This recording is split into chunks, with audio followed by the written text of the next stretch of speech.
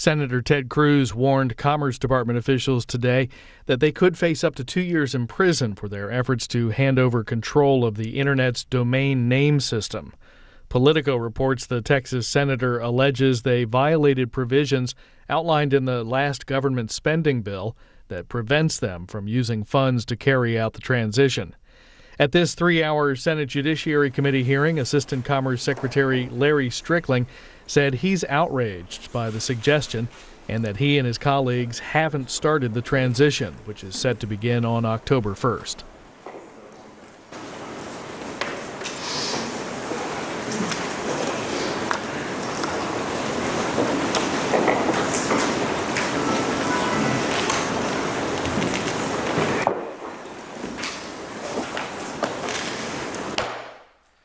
This hearing is called to order. Good morning. Welcome to the witnesses. Welcome to everyone who's come to attend. The Internet is one of the most revolutionary forces ever unleashed on the world. This transformational technology has changed how we learn, how we communicate, how we do commerce, how we live our lives. People even meet and get married through the Internet. And of course, the Internet didn't invent itself. It wasn't invented by any politicians. It was invented by the incredible ingenuity of the American people with the financial support of American taxpayers. In the spirit of freedom and generosity that is the essence of our great nation, the American people didn't try to keep the Internet just for themselves, but made it available for the benefit of all humanity. Since the Internet's inception, the United States government has stood guard over critical Internet functions. In almost any other country, that power could have been used to deny Internet access to websites that were deemed politically undesirable or unpopular or threatening or simply disfavored by the powers that be. But not here. Not in the United States. Because of the First Amendment to our Constitution, which affords more protection for speech than anywhere else in the world, the United States government, as long as it has authority to oversee the infrastructure of the Internet, has a duty to ensure that no website is denied Internet access on account of the ideas it espouses. Under the guardianship of the United States and the First Amendment, the Internet has become truly an oasis of freedom. But that could soon change. In 16 days, without seeking the consent of the American people, without seeking the consent of Congress, the Obama administration has stated that it intends to relinquish the government's historic guardianship and give it instead to an international body known as ICANN. Now, what is ICANN? It is not a democratic body. It is a corporation with Byzantine governing structure designed to blur the lines of accountability that is run by global bureaucrats who are supposedly accountable to the technocrats, to multinational corporations, to governments, including some of the most oppressive regimes in the world, like China, Iran, and Russia. Sadly, ICANN officials have already begun showing extraordinary affinity for China, the world's worst abuser of Internet freedom, according to Freedom House in 2015. Numerous ICANN gatherings have featured Chinese officials responsible for Chinese government censorship and propaganda. ICANN's recently departed president and CEO, Fadi Shahadi, who shepherded the transition plan through the Obama administration, made China a central focus within ICANN and the future of that organization. Mr. Shahadi is on record saying that, quote, from ICANN's standpoint, engagement with China is not an option. If we do not engage with China at every level of our community, we frankly lose a part of our global legitimacy. It is striking that an organization we are being told we should trust with control of the Internet believes that legitimacy depends upon engaging in a regime that is the world's leading censor on the Internet, silencing speech on the Internet, and that imprisons democracy and human rights and advocate and Nobel laureate Liu Xiaobo. Not surprisingly, Mr. Shahade left ICANN after the transition plan was approved to lead a high-level working group for, wait for it, China's World Internet Conference. A conference that was rightly criticized for refusing to let New York Times and Washington Post reporters cover it. As a result, Reporters Without Borders demanded a boycott, calling China an enemy of the Internet. And yet we are being asked to trust an organization without having our government have the authority to protect free speech, to trust an organization whose former leader who shepherded this plan has gone to associate himself with and stand with those who are, in the words of Reporters Without Borders, the enemy of the Internet.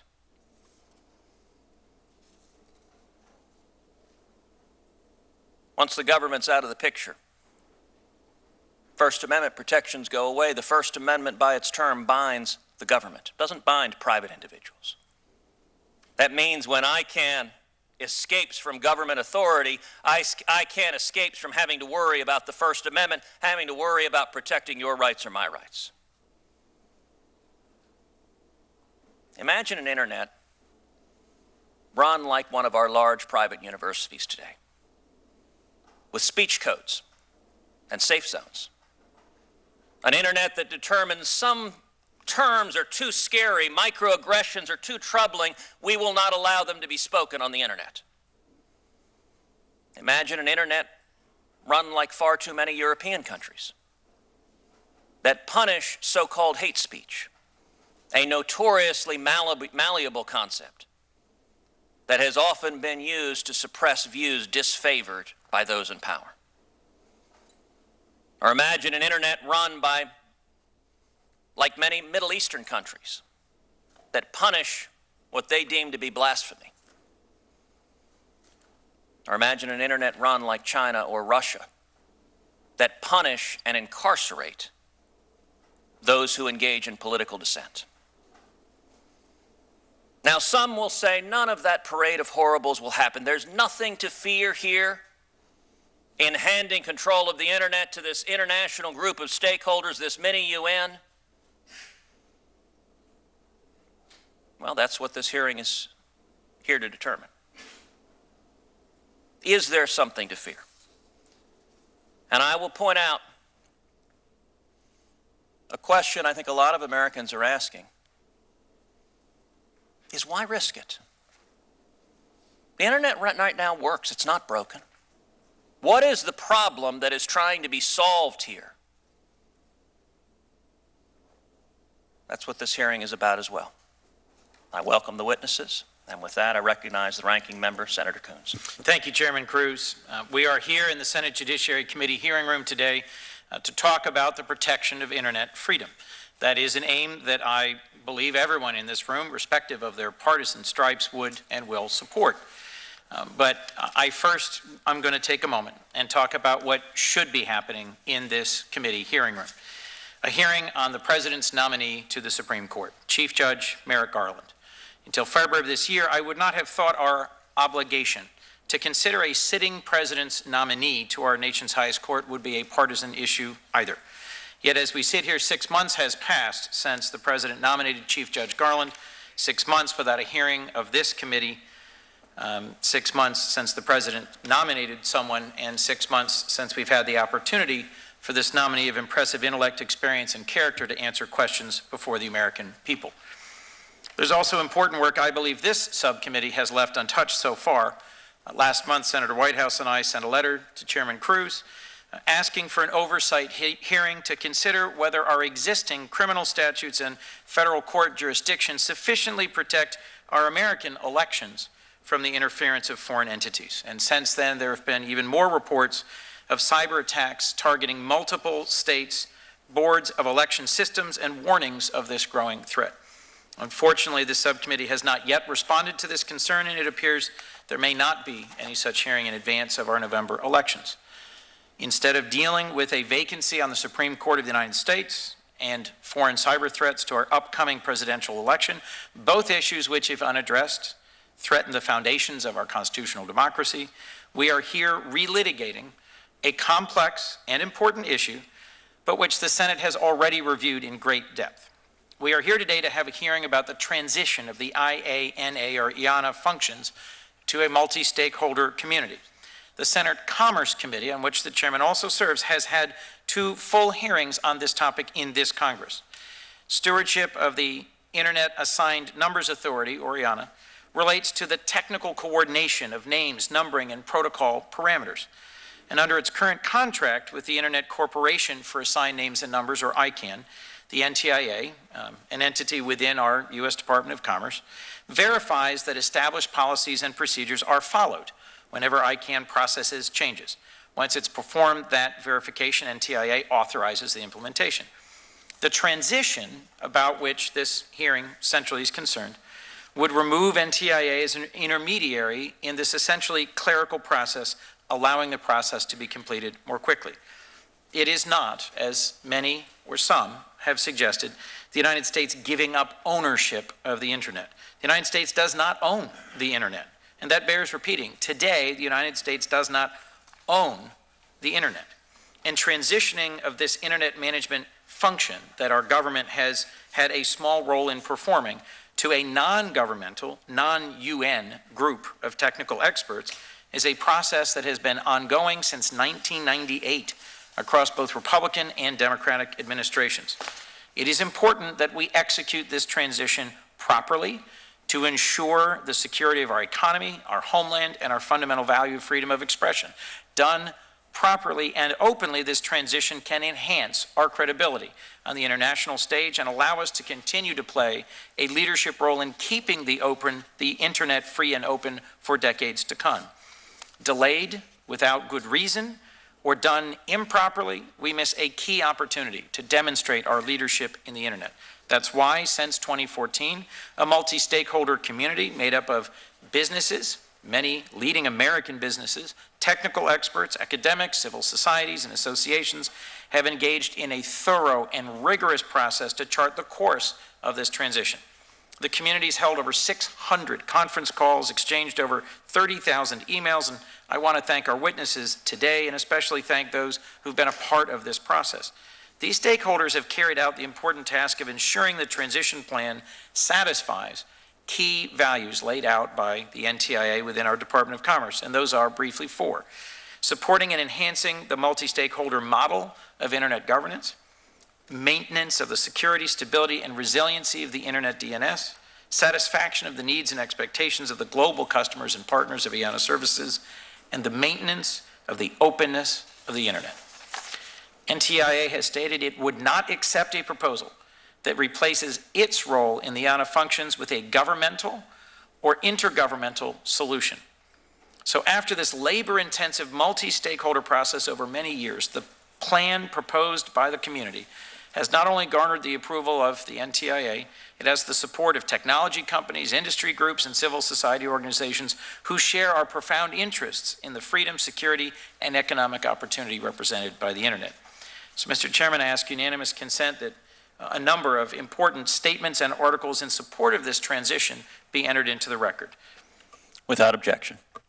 There are many. I will briefly mention that there is an open letter to Congress signed by Microsoft, Amazon, Google, Dell, Facebook, Intel, Cisco, HP, the Internet Association, the Internet Infrastructure Coalition, the Internet Society, the U.S. Chamber of Commerce, articles from former secretaries of Homeland Security, chiefs of staff, ambassadors, 7 civil society groups, and many others. This is an important part of the record of this hearing.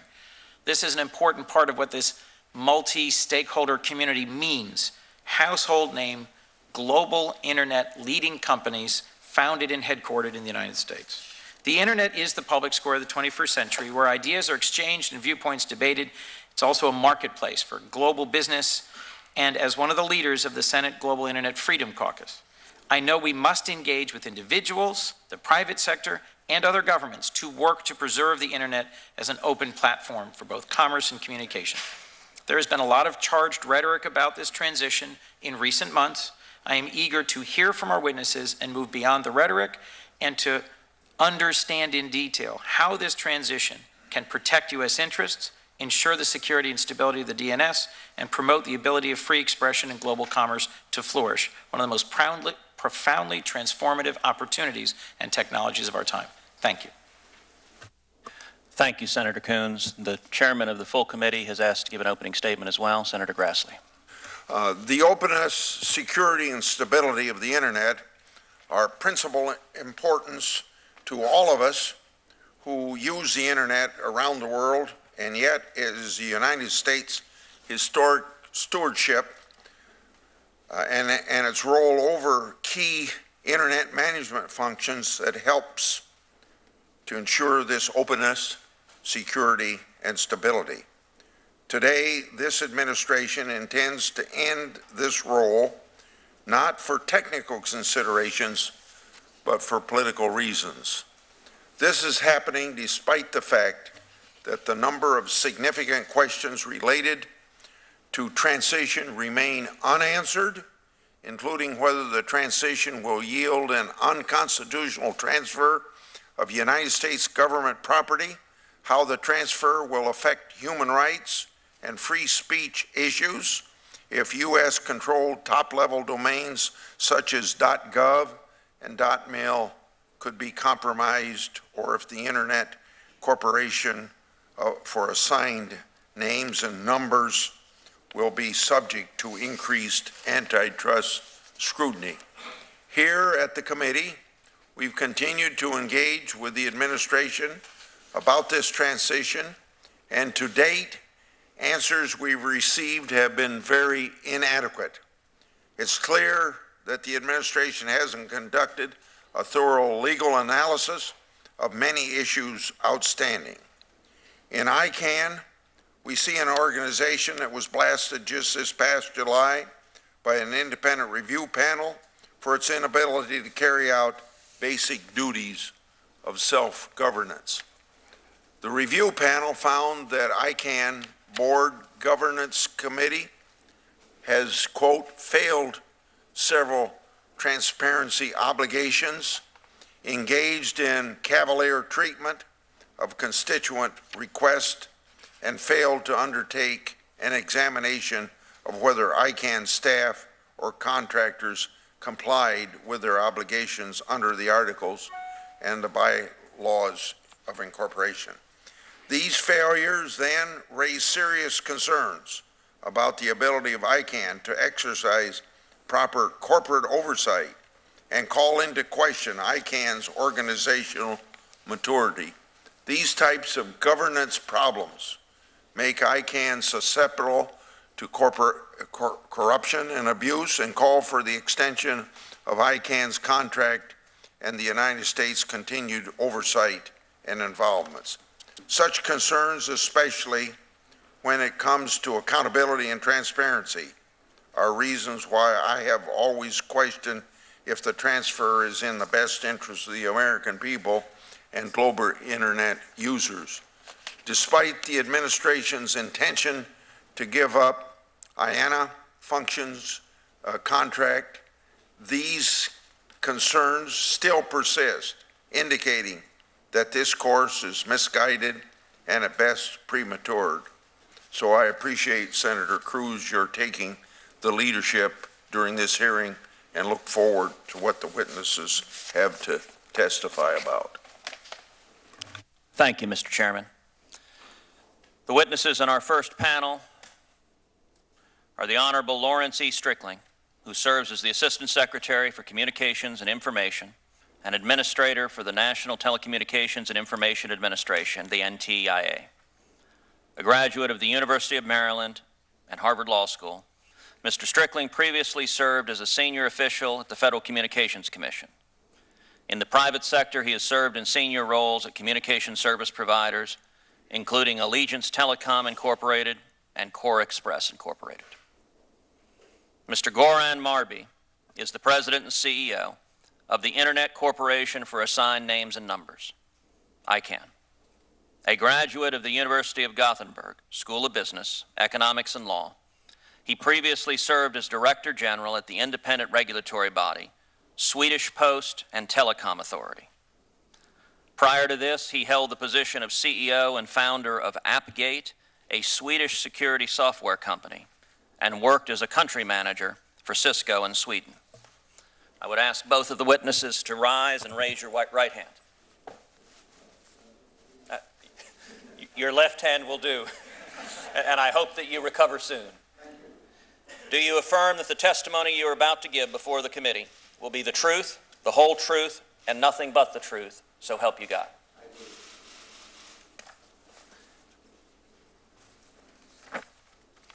Very well, Mr. Strickling, we'll hear your testimony first.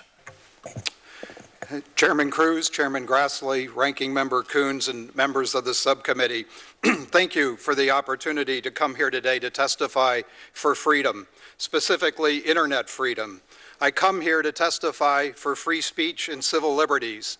I come here to testify in favor of completing the transition of the U.S. government's stewardship of the domain name system to the global multi-stakeholder community, because doing so offers the best hope of protecting internet freedom. Protecting internet freedom and openness has been a key criterion for the IANA transition from the day we announced it. The best and most effective way to preserve internet freedom is to depend on the community of stakeholders who own and operate, transact business, and exchange information over the myriad of networks that comprise the internet. Free expression is protected by the open, decentralized nature of the internet, the neutral manner in which the technical aspects of the internet are managed, and the commitment of stakeholders to maintain openness. Freedom House reported recently that internet freedom around the world has declined for the 5th consecutive year, but its prescription for defending internet freedom was clear. It was to encourage the U.S. government to complete the transition to a fully privatized domain name system. What will not be effective to protect internet freedom is to continue the IANA functions contract. That contract is simply too limited in scope to be a tool for protecting internet freedom. It simply designates ICANN to perform the technical IANA functions of managing the database of protocol parameters, allocating IP numbers, and processing changes to the root zone file. It does not grant NTIA any authority over ICANN's day-to-day operations or the organization's accountability to the stakeholder community. Extending the contract, as many have asked us to do, could actually lead to the loss of internet freedom we all want to maintain. The potential for serious consequences from extending the contract beyond the time necessary for ICANN to complete implementation is very real and has implications for internet freedom and the credibility of the United States in the global community. Privatizing the domain name system has been a goal of Republican and Democratic administrations since 1997. Prior to our 2014 announcement to complete the privatization, some governments used NTIA's continued stewardship to justify their demands that the United Nations or the International Telecommunication Union or some other international body of governments should take control over the domain name system. Failing to follow through on the transition or unilaterally extending the contract will only embolden authoritarian regimes to intensify their advocacy for government-led or intergovernmental management of the internet via the United Nations. As former Homeland Security Secretary Michael Chertoff and retired Vice Chairman James Cartwright of the Joint Chiefs of Staff recently wrote, rejecting or even delaying the transition would be a gift to those governments threatened by a free and open internet. Over the past 2 years, the global internet community, comprised of businesses, technical experts, public interest groups, and governments, have engaged in one of the most compelling demonstrations of a multi-stakeholder process ever undertaken. Given the intensive level of effort that went into constructing the transition plan and obtaining support from it from all sectors of the community, businesses, civil society, and technical experts, it is no surprise that they support the transition. They want to see the United States follow through on its longstanding bipartisan commitment to privatize the domain name system. I realize the transition raises many important questions. None are more important than the ones we asked in March 2014 when we laid out the criteria for the transition. At that time, we also said we would not accept the plan that replaced NTIA's role with a government-led or intergovernmental organization solution. Upon the community's completion of the plan, NTIA led an intensive interagency review to ensure that the plan met these criteria. During this review, the Department of Justice assessed whether the transition presented any competition issues, and at the end, on June the 9th, we found that the plan satisfied each and every one of our criteria. Significantly, in the more than 3 months since we released our analysis, no one has taken issue with our conclusion that the plan satisfies these criteria. Despite the open and transparent process that developed the plan, misperceptions and outright misrepresentations about the transition continue to circulate. We'll have time to talk through those at our through the testimony this morning, but given my time is nearly expiring, let me close with a commitment and an observation. My commitment is this. After the completion of this transition, NTIA and the U.S. government will continue to be a forceful advocate to protect and advance American interests. We have always been active participants in ICANN and other international venues addressing internet freedom. Nothing about the transition will reduce the level of effort we put into representing American interests on these important issues. As to the observation, let me quote an analysis released yesterday by the R Street Institute, whose mission is to promote free markets and limited government. Quote, "In reality, the internet isn't ours to give away. If Congress blocks the transition, it will only make it more likely that the internet will be hijacked by authoritarian governments and special interests." Mr. Chairman and members of the subcommittee, I urge you, do not give a gift to Russia and other authoritarian nations by blocking this transition. Show your trust in the private sector and the work of American and global businesses, technical experts, and civil society who have delivered a thoughtful consensus plan. Please support this long-promised privatization. Thank you, and I look forward to your questions. Thank you, Mr. Strickling. Mr. Marby. Mr. Chairman, ranking members and members of the committee, thank you for inviting me here. I'm honored to discuss those important issues, and I welcome this opportunity to answer your questions. The IANA stewardship transition marks the next step in the evolution of how Internet's addressing system is coordinated. The transition was first envisioned in 1998 when ICANN was formed and was supported by Democratic and Republican administrations since. If I will leave you with one point today, is this: no one controls the Internet. You can think about it as a machine with many moving parts, with ICANN being just one part of that machine. And ICANN can be replaced in that machine. The IANA function has nothing to do with content or freedom of expression. ICANN has nothing to do with protecting free speech on the Internet. We do not and cannot impact how sovereign states censor speech within their borders. The Internet, with its many moving technical parts, is currently running smoothly. It's a voluntary arrangement among private actors operating on the basis of trust. ICANN's primary job is to coordinate the top level of the Internet's naming and numbering systems. Essentially, we publish a telephone book for the Internet. The IANA functions are a technical feature that helps the Internet operate like a single global network. ICANN plays a small but significant role working together with other organizations such as the Internet Engineering Task Force, the regional Internet registries, Internet service providers, and many more to make the Internet work. It is important to note that ICANN is not a regulator. The only power we have is through more than 2,000 contracts and agreements with registers, registrars, and other entities across our multi-stakeholder community. Because ICANN is a California public benefit non-profit organization headquarters in Los Angeles, and these agreements are subject to California law. Our bylaws and articles of incorporation firmly subject ICANN to US jurisdiction. And let me add that ICANN is not now, nor it ever been, exempted from antitrust laws. When ICANN's contract with the US government expires, nothing will change for the world's 3.4 billion Internet users. The ending of this contract will not increase the role of governments over the Internet or ICANN as an organization. And in fact, there will be a stricter requirement that is currently in place for consolidation of government advice. Governments that do not support a free and open Internet do not support the transition. They hope it will fail or will be delayed. The proposals submitted to the US government were developed by US industry, global businesses, technical experts, civil society, and academia. Stakeholders engaged in more than 2 years of discussion, debates, and compromises.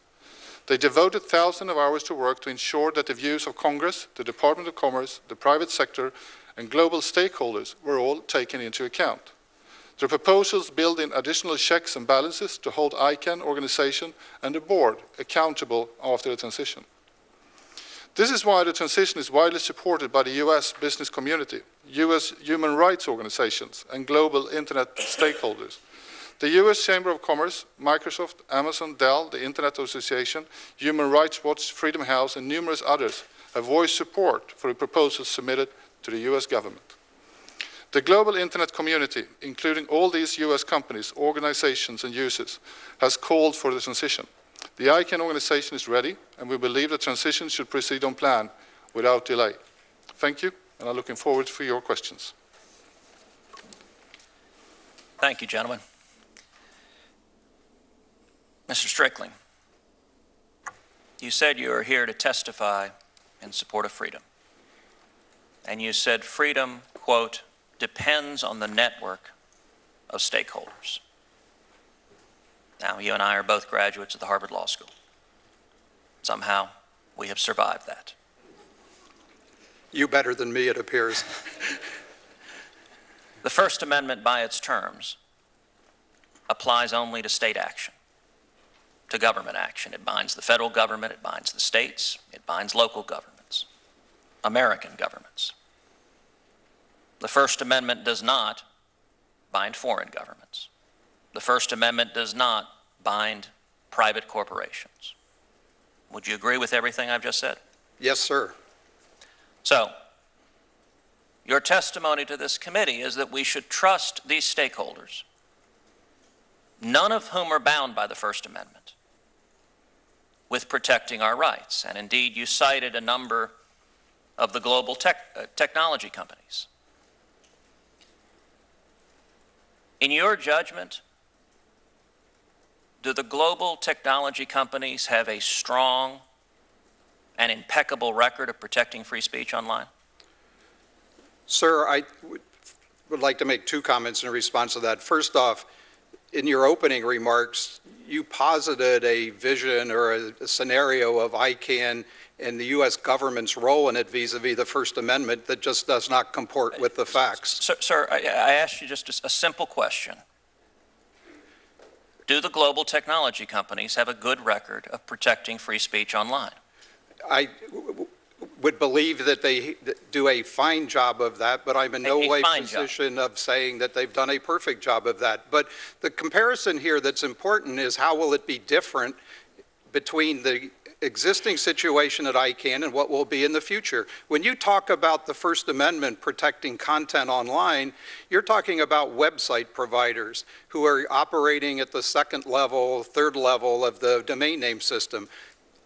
NTIA in the Department of Commerce and the U.S. government has no role whatsoever with respect to who gets domain names at the second level or above, what content they put on those websites, and how it is handled internationally. So when you posit that there's some First Amendment protection that exists today, I'm not sure what you're talking about, because when you're talking about website owners, we're not involved in that. So there will be no First Amendment protection from the United States that would extend in any way to protect people operating at that level of the domain name system.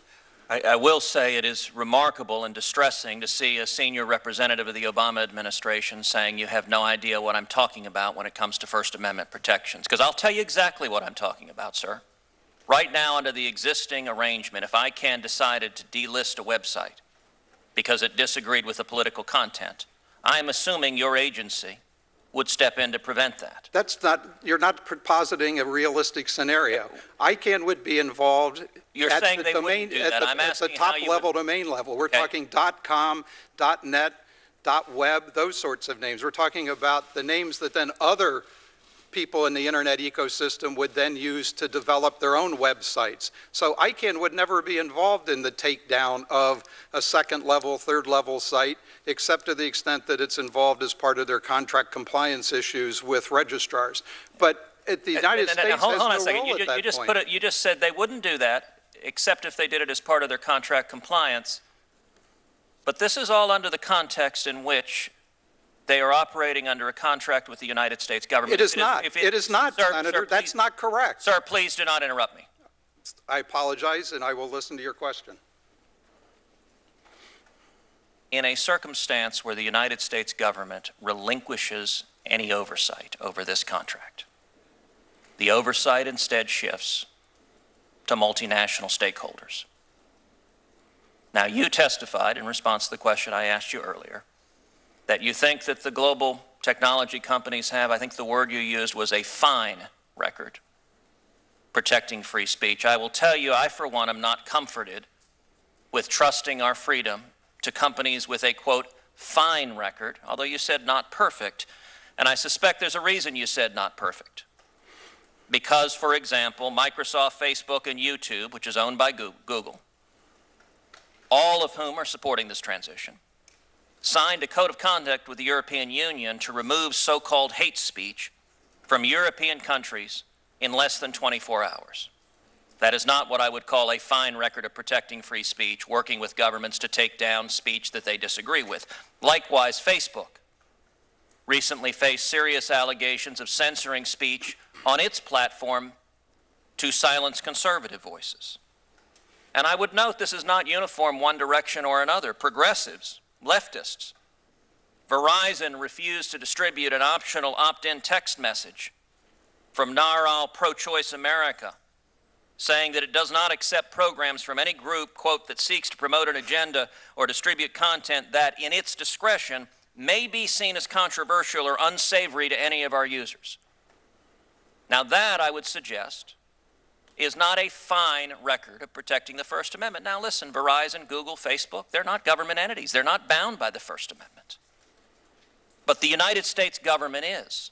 And for those of us that want the internet to remain free, want to avoid internet censoring, being told that we should trust these stakeholders when their conduct over and over again, indeed, recently, the Journal of Law, Technology, and Policy at the University of Illinois said, quote, prominent American corporations, including Cisco Systems, Microsoft, Nortel Networks, WebSense, and Sun Microsystems, have all played a part in quickly equipping China with censorship equipment. You are asking the American people to trust private companies with control over their free speech and remove the U.S. government role. I am not, Senator. That is absolutely not correct. What is incorrect about it? The United States involvement is only with respect to the IANA functions. That is what we contract with ICANN to perform. That deals at the highest level with the root zone file, meaning top-level domains. It has nothing to do with what choices individual companies make in terms of what they put on their own websites. It has nothing to do with what is happening with the content of what's passing on the internet day by day. We have no role in that. We have no authority over that. All we're suggesting is that that contract in which all we do is verify that changes to the root zone file have been made accurately no longer has a technical reason to exist and no longer has a political reason to exist, because if anything, it's being used by authoritarian governments who do want to control content, who do want to affect what goes over the internet. It gives them the opportunity to argue for that in international venues and attempt to wrest control of the internet away from the multi-stakeholder body that performs these functions today.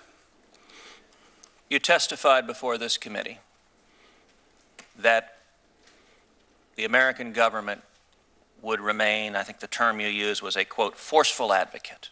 Yes, sir. For free speech. Yes, sir.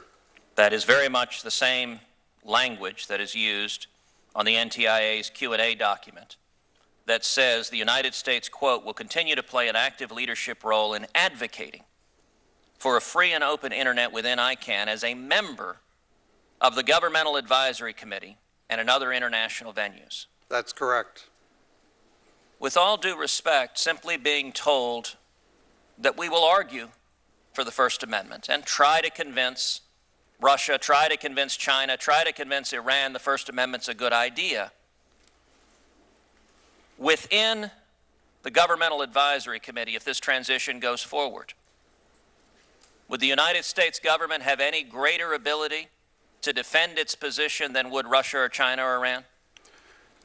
The important point to take away from the Government Advisory Committee is that for it to render advice that has any force with the board, it has to be consensus advice, meaning it has to be advice to which no government objects, which means there will be no advice coming out of the Governmental Advisory Committee that the United States doesn't agree to that requires the board to take any particular action with respect to it. Otherwise, the board can continue to reject GAC advice as they do today. Just to clarify your answer to the question, if the transition goes forward on the Governmental Advisory Committee, the United States would be on the very same footing as would Russia or Iran or China. That's correct, but what I'm telling you is that nothing will go forward from the GAC that the United States doesn't agree with. Very good. We'll continue this questioning. Senator Coons. Thank you, Mr. Chairman. So let me make sure, Assistant Secretary Strickland, Mr. Marby, that we've got our basic facts right here, if we could. First, it's been presented today that this is a political agenda by the Obama administration to, quote, relinquish the historic guardianship of the internet to an international body. If I understand your testimony correct, Mr. Assistant Secretary, the choices before us are continuing on a transition path that would privatize, not relinquish to the UN or the ITU or a multi-government international body, to privatize the DNS function, essentially, yes, to allow ICANN to continue to perform its function, which is technical and does not involve censorship of the internet. That's correct. Is that correct? Mr. Marby, if I could, just to be clear, does ICANN have the ability to censor internet content? No, we don't. Mr. Assistant Secretary, is this a political agenda of this administration, or has it enjoyed bipartisan support across several administrations and across a wide range of members of Congress? This has been a long-standing commitment of administrations, both Democratic and Republican, going back to 1998. And one of the questions asked by the chairman at the outset, do we have something to fear, is a question I'll put to you in a different way. What concerns should we have if this transition doesn't go forward? How would other stakeholders act? How would it embolden, as you've said, authoritarian regimes? What's the alternative? If we delay this transition for months or years, what happens next? The longstanding debate on internet governance over more than the last 10 years has been, do the stakeholders who built the internet, the businesses, the technical experts, civil society who play an important role, should they be the ones making the decisions about how the internet grows and thrives? They have been the ones that have been doing it, and you have to like the record that they've created based on the incredible growth, innovation, job creation that has occurred as a result of the internet. Or, on the other hand, do governments run it? Several years ago, in 2012, that debate took an ugly turn when, at an international conference in Dubai, for the first time, a majority of governments wanted to give a UN agency, the International Telecommunication Union, more authority in this space. As I said in many speeches and in testimony before, people use the fact of this IANA functions contract, people being other governments, as an excuse to argue that if the U.S. is in there, we ought to be there as well. And we saw the outcome of that in Dubai with a vote where the U.S. was in a minority. Since then, we, and in particular the State Department, have, through international diplomacy, worked hard to reverse that impression and have worked hard to build support for the multi-stakeholder model among governments in the developing world, governments that hadn't really made up their mind yet. I know people have said nothing about this transition is going to change the views of Russia and China, and they're right. We wouldn't dispute that one bit. But Russia and China can't do this by themselves. It works by their ability to convince other countries to vote with them on these things. If this transition doesn't go forward, our credibility as a power in terms of supporting the multi-stakeholder model will be shot. There will be people who say the United States is reneged on its promises, and it'll be exploited by these foreign governments at world conferences that will be starting up as early as October. So let me make sure I understand you, Mr. Assistant Secretary. On the one side, we have governments that censor the internet and its content within their own countries, Russia, China, Iran, others, advocating, militating for a transition of this function to a UN body, like the ITU or something else, a body run by governments. Yes. And you're part of a multi-stakeholder process that is instead the alternative, seeking to privatize it. That's correct. To take this government agency, the NTIA, out of a purely clerical function that does not censor or control content. That's correct. In order to take away an argument that authoritarian regimes have. Yes. And if we don't proceed, those authoritarian regimes will have a strengthened hand as they seek to persuade countries that are not yet clear on which way they're going to come down. That's correct. And how many countries are in that middle ground where you think our delaying this transition might persuade them that the UN, the ITU, some multi-government agency is better than this privatization? Well, there would be dozens of governments in that category. What we know is that through the efforts of the State Department and NTIA over the last 2 to 3 years, we have basically brought about 30 of those governments on board in support of the multi-stakeholder model. Okay. And the risk is that they and even like-minded governments who have long been supporters of us will see a backtracking on the U.S. government's support of the multi-stakeholder model as perhaps an argument to go to a different direction. Got it. Let me ask a few quick questions before I relinquish for this round. Mr. Marby, will the ICANN continue to be subject to U.S. law after this transition? Much has been made of the possibility that ICANN might decamp for another jurisdiction. We will be subject for Californian law, yes. Any reason to be concerned that ICANN might suddenly change its state of incorporation, its bylaws, its compliance with U.S. law, its headquarters in Los Angeles? Not at all. The whole basis of ICANN today is built around Californian law. Our bylaws, our charter, everything is based on about Californian law.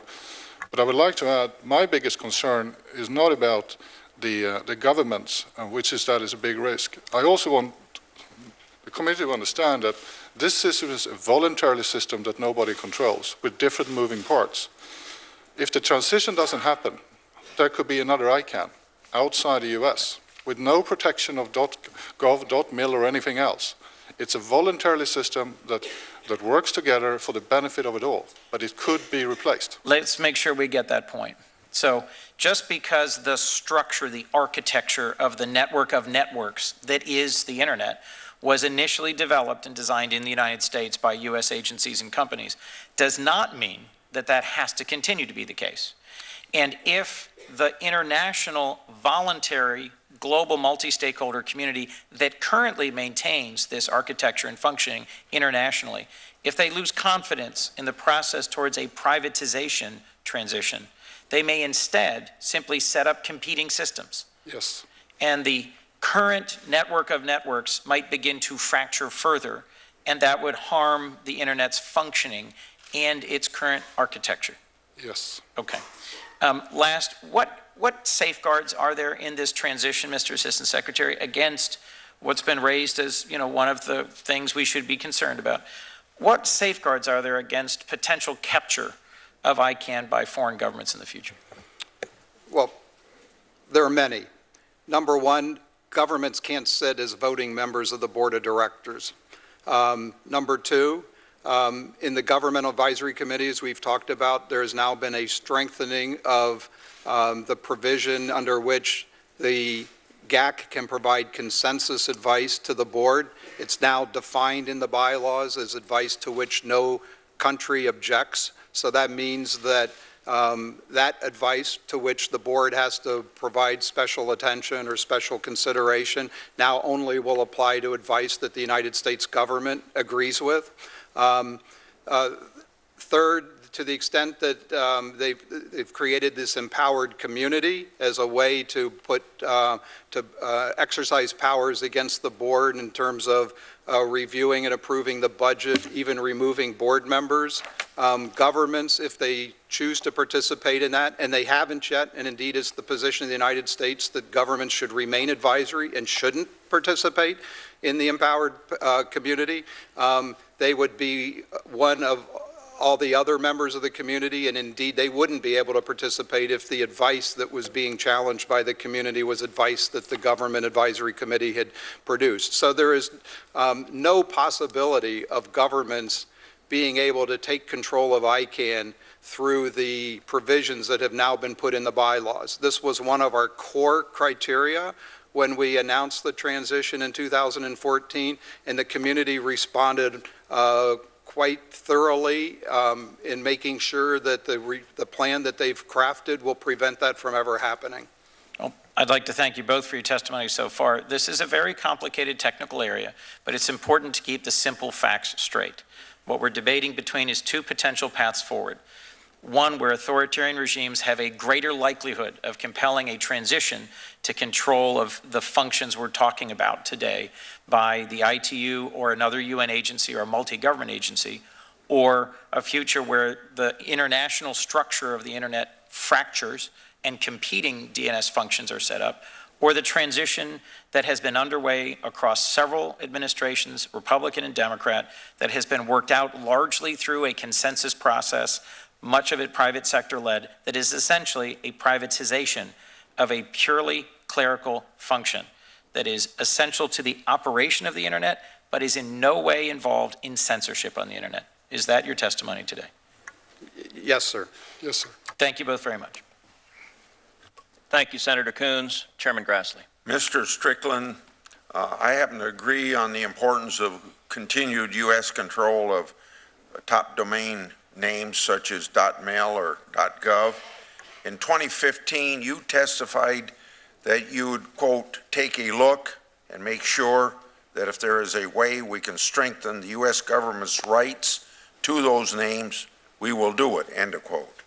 And while NTIA and ICANN affirmed that, quote, any change made to .milcon or .gov can only be made with the express approval of the U.S. government, end of quote, we've come to learn that the affirmation has come not through a binding legal agreement, but by a mere exchange of letters, and it remains possible that ICANN could redelegate these.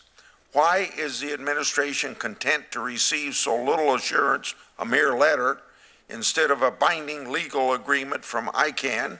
And follow-up question, has the NTIA consulted with the Justice Department, a member of the DNS Interagency Working Group, regarding this language? And if so, what was their response? So your answer to your first question is the United States does not wish to cede any sovereignty that we may have over .mil and .gov, and that is why we have done this as an exchange of letters. The United States, prior to the creation of ICANN, had the complete authority and control over .mil and .gov. That condition exists today, and it will continue on in the future. To enter into a contract with ICANN would, in some respects, risk indicating that ICANN has rights in the control or authority over those names that it does not have today. And so in evaluating the desirability of doing a contract, it became clear, understanding the history of these domain names, that that actually was a risky maneuver and might lead to the United States ceding some form of authority over these names that we enjoy today. What about consulting with the Justice Department? Well, we consulted with the Department of Defense because it operates .mil. I don't recall whether there was a specific discussion with the Department of Justice about it, but this was the course of action that the operator of .mil wished to take in terms of doing this as an exchange of letters as opposed to doing a contract. Mr. Marby, is ICANN opposed to executing a binding legal agreement with the administration that would ensure that the U.S. continue to control certain top-level domains like the ones I mentioned permanently into the future? I think it's up to the U.S. government to decide how it'd like to have the protection. I will emphasize we don't see that we have any rights over that today. And I also would like to restate the fact that if the transition doesn't go through and ICANN is replaced with something else, which we can be technically, there will be no safe haven for those names. Let me ask you, Mr. Marby, something that Senator Coons has touched on. In your testimony, you explained that ICANN, place of incorporation, isn't a settled matter, and that it and the location of ICANN's headquarters could potentially change. Your predecessor went so far as to announce in 2014 that ICANN board had, quote, given him the green light to begin working on the creation of a parallel legal international structure, Marby in Switzerland, for ICANN, end of quote. So no matter how much the administration and ICANN wish to downplay this issue, it's one that many people are rightly concerned about, and it's an issue that hasn't truly been settled. So, is ICANN opposed to including requirements in ICANN's bylaws to definitively ensure that ICANN's place of incorporation never changes from California, or is it impossible and a reason why this transition shouldn't go forward? I think we fairly say that the protection is stronger than just its bylaws. The whole concept of ICANN is built around Californian law. That's the charter or how we do things. So to be able to do, you have to go all the way down to how we are organized to be able to do that. So it's a stronger protection than just the bylaws. Mr. Chairman, I'm done. Thank you, Chairman Grassley. Senator Lee. Thank you, Mr. Chairman. Thanks to both of you for being here. Mr. Strickland, I'd like to start with you, if that's okay. Certainly. As I'm sure you are aware, some observers, some legal scholars, and other analysts of this industry have contended that any protection from antitrust liability that ICANN may have enjoyed in the past, in fact, ended in 2009. Concurrent with a change in the level of oversight specified by the NTIA contract. However, there's a 2015 decision rendered by a panel of the U.S. Court of Appeals for the Ninth Circuit, affirming the dismissal of antitrust claims brought by namespace. And in that opinion, the Ninth Circuit suggested that some insulation from antitrust liability may still remain. More to the point, I think the Ninth Circuit's reasoning supports the conclusion that this continuing measure of protection, whatever it is that remains of the protection from antitrust liability, may fall away with the expiration of the NTIA contract, that if and when this happens, that somehow whatever insulation remains would disappear. In particular, the Ninth Circuit reasoned that it could not infer that ICANN entered into an anti-competitive agreement as ICANN's apparent insider-driven process for shaping the bidding process for new top-level domains was, quote, fully consistent with its agreement with the Department of Commerce, close quote. Now, by way of explanation, the court noted, quote, it was understood from ICANN's inception that its board would include industry insiders and that the board would approve the application process, close quote. So I'd like to ask you the question, given the uncertainty of the situation as far as antitrust law goes and the uncertainty that I think is acknowledged by the Ninth Circuit in this opinion,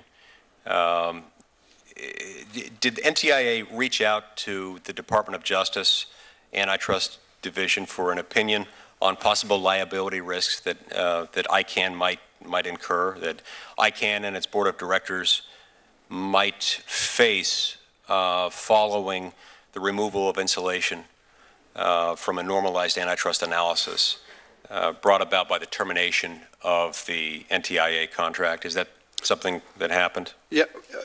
During the evaluation of the transition plan, there was an interagency committee of federal agencies, including the Department of Justice.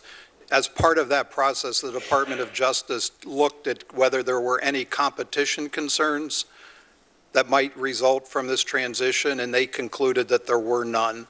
Now, it has been our view that ICANN has not enjoyed antitrust liability, not going back to its creation in the late 90s. So we have never seen the transition as taking away something that they hold today, because we do not recognize that they have any antitrust immunity today. And that is also the Department of Justice's view, so that the transition obviously then wouldn't change that circumstance, because if they don't have it now, they won't have it going forward. And so that was all evaluated as part of our overall review of the transition proposal. Right, but you don't dispute that some courts have seen it differently. You don't dispute that. Well, I'm not here to, I don't hold myself, excuse me, Senator, as an antitrust expert. I know the Department of Justice has offered a briefing for the chairman, and I assume members of this subcommittee, to go into that in greater depth. I am aware of a case, I think it's a 2009 case, that has been cited as providing some level of immunity. It's not really an antitrust immunity, it's more derived from sovereign immunity, but that case didn't involve ICANN, it involved a predecessor to Verisign. The court case you're describing in the Ninth Circuit, the 2015 case, I thought the holding was there was no cause of action stated. I don't believe they made any finding of immunity as part of their holding. Yeah, well, it was a different sort of ruling. They didn't find that they were immune in the same sense that they would have been if they were a government actor, but there was this connection to the government entity that seemed to be significant in finding no liability then. Right, but am I correct that they found no cause of action? Correct. They didn't dismiss the case based on any of those issues? They found no cause of action. As my time is expiring, I do want to know, and actually let me ask you this of you, Mr. Marby. ICANN is, of course, a nonprofit corporation, and it's organized under California law. And it has been since its inception in 1998. Is ICANN committed to remaining domiciled in California, subject to both U.S. and California law post-transition? Yes. Okay. So ICANN is not in a position of saying we want to keep our options open. It's committed to staying in California, remaining a California corporation. As I said, the basis of ICANN is built around California law. That's the bylaws are funded on them. The charter of the organization is funded on California law. And plus that, the 2,000 plus contracts we have with different registrars and registers and other ones around the world are all based around California law as well. Okay. Thank you. I see my time's expired. Thank you, Senator Lee. Mr. Marby, let's. Could I have 15 seconds, please? Sure. Because I thought that Mr. Marby answered my question, and then Senator Lee followed up. I'd like to know from you, for clarification, whether or not it is in the bylaws. Is there no way that you can sit here and definitively assure me that ICANN's place of incorporation will never change? First of all, let me explain a little bit about my role. I'm the CEO and president of the ICANN organization, which is a supporting organization to the community and the board. Any decision that is made, it has to be made by the community and not by me. That's the way that this is set up. I'm here to execute the wishes of the community. Okay, so you can't assure us then that it's always going to be under California law in California? To be able to change where we are, because of the fact that we built upon California law, we have the charters and the bylaws are built upon California law. I would say it will be a very hard thing to do. I think it would be easier to start a new ICANN elsewhere with no California law as a basis. Thank you, Mr. Chairman. Let's, Mr. Marby, stay focused on this question. You've made a lot of references to the bylaws. As a nonprofit, and indeed Mr. Strickling also told us we should trust the bylaws because they ensured that nothing could go out of the Government Advisory Committee without consensus. Under California law, does anything prevent ICANN from changing its bylaws at any time it wishes? There are checks and balances built in to the system to be able to change those bylaws. So yes, ICANN can change the bylaws. If we sit here today and say there's something in the bylaws, after the transition, ICANN could change the bylaws and remove whatever the assurance is we're being told to trust. If you refer to as the ICANN organization, the answer is no. ICANN cannot change its own bylaws? As I said in my open statement and many times said before, to be able to make sure that nobody takes control of the ICANN, which consists of three parts, the community, the board, and the organization I represent, which is a support organization. I'm the CEO and president of the ICANN organization, don't have the mandate, don't have the possibility to go in and change or propose bylaw changes. The only ones who can do that is the community, which are consisting of, for instance, US businesses. So, just to clarify, your testimony is the community, the U.S. businesses who have had a questionable record of protecting free speech in the past, have the authority to change the bylaws in the future. Is that correct? As I stated earlier, if someone really wants to change this setting, it's easier to start an alternative ICANN with another root system outside the US. I'm not asking which is easier. I'm asking if the bylaws can be changed. There are so many checks and balances within the system. I would say it's hardly possible to do. Sir, this isn't a complicated question. Can the bylaws be changed? You're saying, gosh, it'd be easier to do something else. That either the bylaws can be changed or they can't. I think I answered the question to the best of my ability. I cannot do it. The community, after all checks and balances, but the whole bylaws are built on Californian law. And under California law, the bylaws can be changed by what you referred to as the stakeholders community, correct? And after, there are checks and balances built into that system to all represent US users and other ones into that system as well. It's not only US companies that are in there as well, and therefore that's why the transition has so much support from other parts as well. Now, to follow up also on your exchange with Chairman Grassley, can you tell this committee today that there is zero possibility that ICANN will choose to move abroad to a foreign jurisdiction?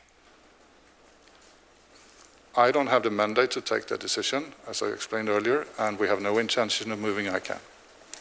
But you cannot say there is zero possibility it will occur. I'm only representing the organization. I would say it's highly improbable to do that. Well, then let me ask you, your predecessor, Mr. Fadi Shahadi, on February 21st, 2014, before the French Senate said, quote, "First, to begin working on the creation of a parallel legal international structure, maybe in Switzerland, for ICANN." Why was he telling the French Senate something different from what you're telling the American Senate? First of all, I cannot read it because it's too low. And I cannot explain that because I don't know which circumstances he said that. So you have no explanation for your predecessor making reference to creating an international organization in Switzerland for ICANN? Neither him or me has that mandate. And if you look back to in the bylaws and how we set it up, also that the US government is satisfied with the protection we built in. All right, well, talking about your predecessor, let's talk about another aspect of his record, which is that he stated, if we do not engage with China at every level of our community, we frankly lose a part of our global legitimacy. And indeed, after leaving ICANN, Dr. Shahadi became co-chair of an advisory committee to the World Internet Conference organized by China. He did so after Reporters Without Borders called for a boycott on that conference, saying that China was an enemy of the Internet. Now, do you agree with Mr. Shahadi's views of China?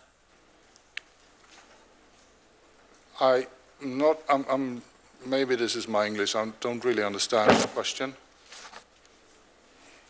Do you agree with Mr. Shahadi's views about China, about the legitimacy of China, about the need to work with them, even when they are censoring the Internet?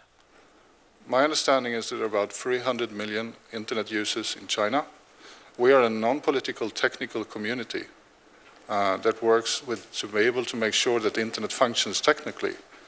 I cannot vouch for what my predecessor said in different surroundings. Well, let me ask you this.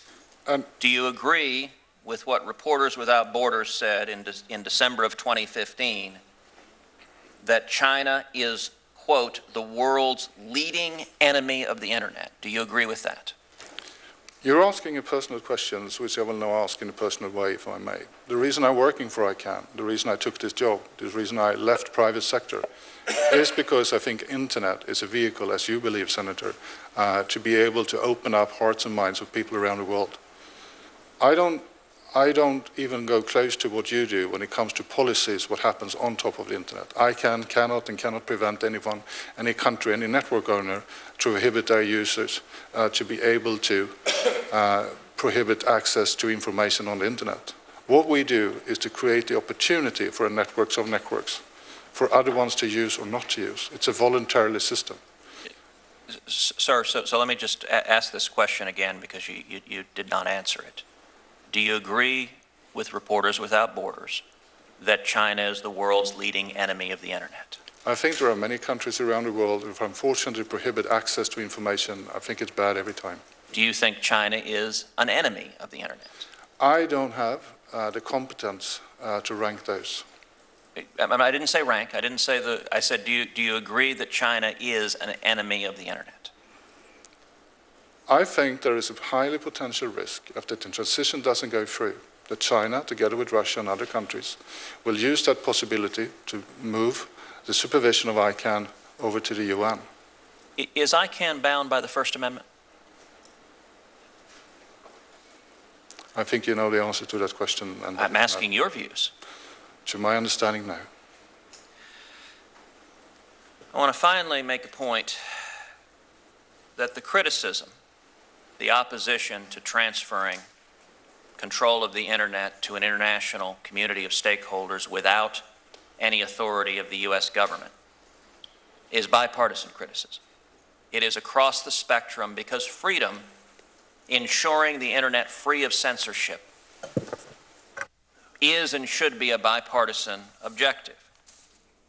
I would note that former Obama administration Federal Trade Commission Chairman John Leibovitz has stated that it, quote, it was difficult for the Commission to get straight answers out of ICANN, and, quote, that if commerce cuts the umbilical cord with ICANN before these issues are ironed out, there will be a lot of risk to consumers. That's the chairman of the Federal Trade Commission appointed by President Obama. Likewise, Delaware Secretary of State Jeffrey Bullock, from the home state of the ranking member on this committee, expressed his views of ICANN in an August 2016 letter in which he wrote that, quote, legitimate policy concerns have been systematically brushed to the curb by ICANN staffers well skilled at manufacturing bureaucratic processes to disguise predetermined decisions. And likewise, I want to point to yet another famous right-wing organization, the Washington Post. The Washington Post editorial board said, quote, it's bad enough that these authoritarian governments repress online expression within their borders. They should not be let anywhere near the governance of the internet's global infrastructure. No one has yet had a convincing explanation for how the multi-stakeholder model will be immune to pernicious influences from governments. This criticism is widespread, it is bipartisan, and it is unified behind the need to preserve freedom online. Senator Coons. Thank you, Mr. Chairman. And very briefly, without objection, I'd like to enter each of those three statements into the record. Absolutely. First, if I might just briefly speak to my friend, neighbor, and former colleague in government, our now Secretary of State, Jeff Bullock. The comments that he's made, if I understand them correctly, related very narrowly to .llc and .inc, and whether or not they were being governed or managed in a way that could be misused by entities that are not in fact legal corporations to represent that they are corporations, and has nothing to do with the transition process that is before us today. Let me ask two questions and then make a comment if I could. First, to the Assistant Secretary, is there anything about this transition of the IANA functions that will newly empower foreign governments to censor the internet? No.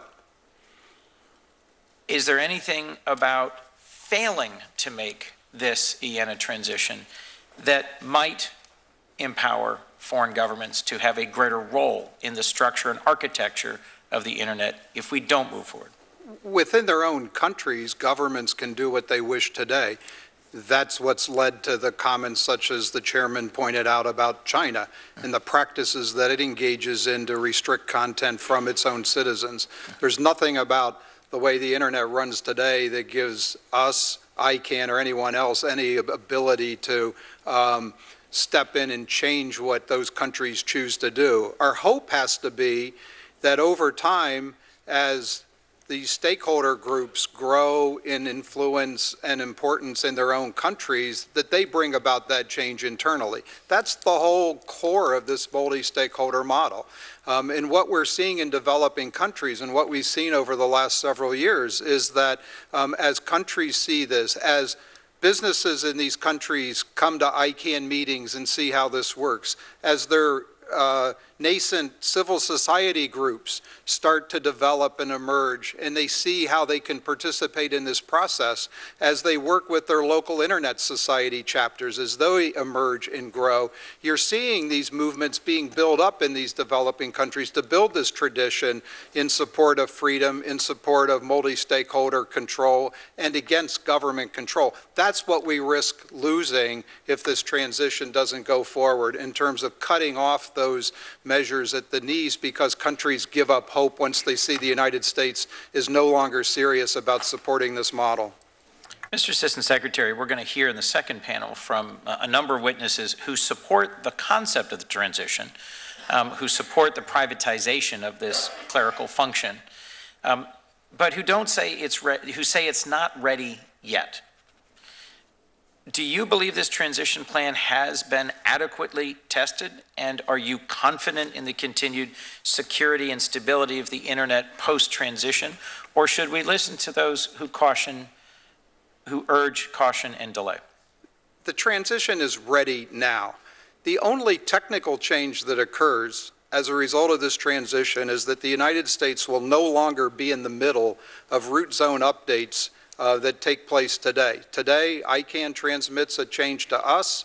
We transmit it then to Verisign with instructions to go ahead and implement the change.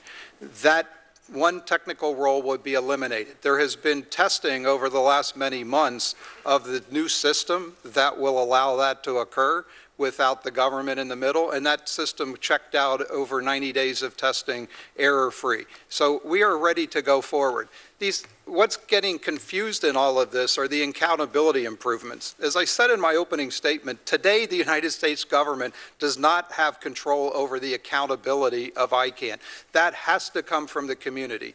Now, we have nudged, we have advocated, we've been a participant in improving ICANN's accountability over the years. As part of the affirmation of commitments in 2009, ICANN committed to conducting 3-year reviews, top to bottom, of their accountability. I personally participated on the first 2 of those reviews, and important improvements were made as a result of that. Improving ICANN's accountability is a constant effort. It's not something that we do once and then we're done with it. And so these measures that are being talked about in terms of the accountability measures have nothing to do with the IANA functions contract and will come in place on their own authority. So is it possible, Mr. Assistant Secretary, that the editorial from the Washington Post that was just shown, and which is, I think, about 1.5 years old, does not reflect the testing, the improvements, the progress that's been made in preparing for this transition? Well, more importantly, that editorial was written before a transition plan had been completed. Right.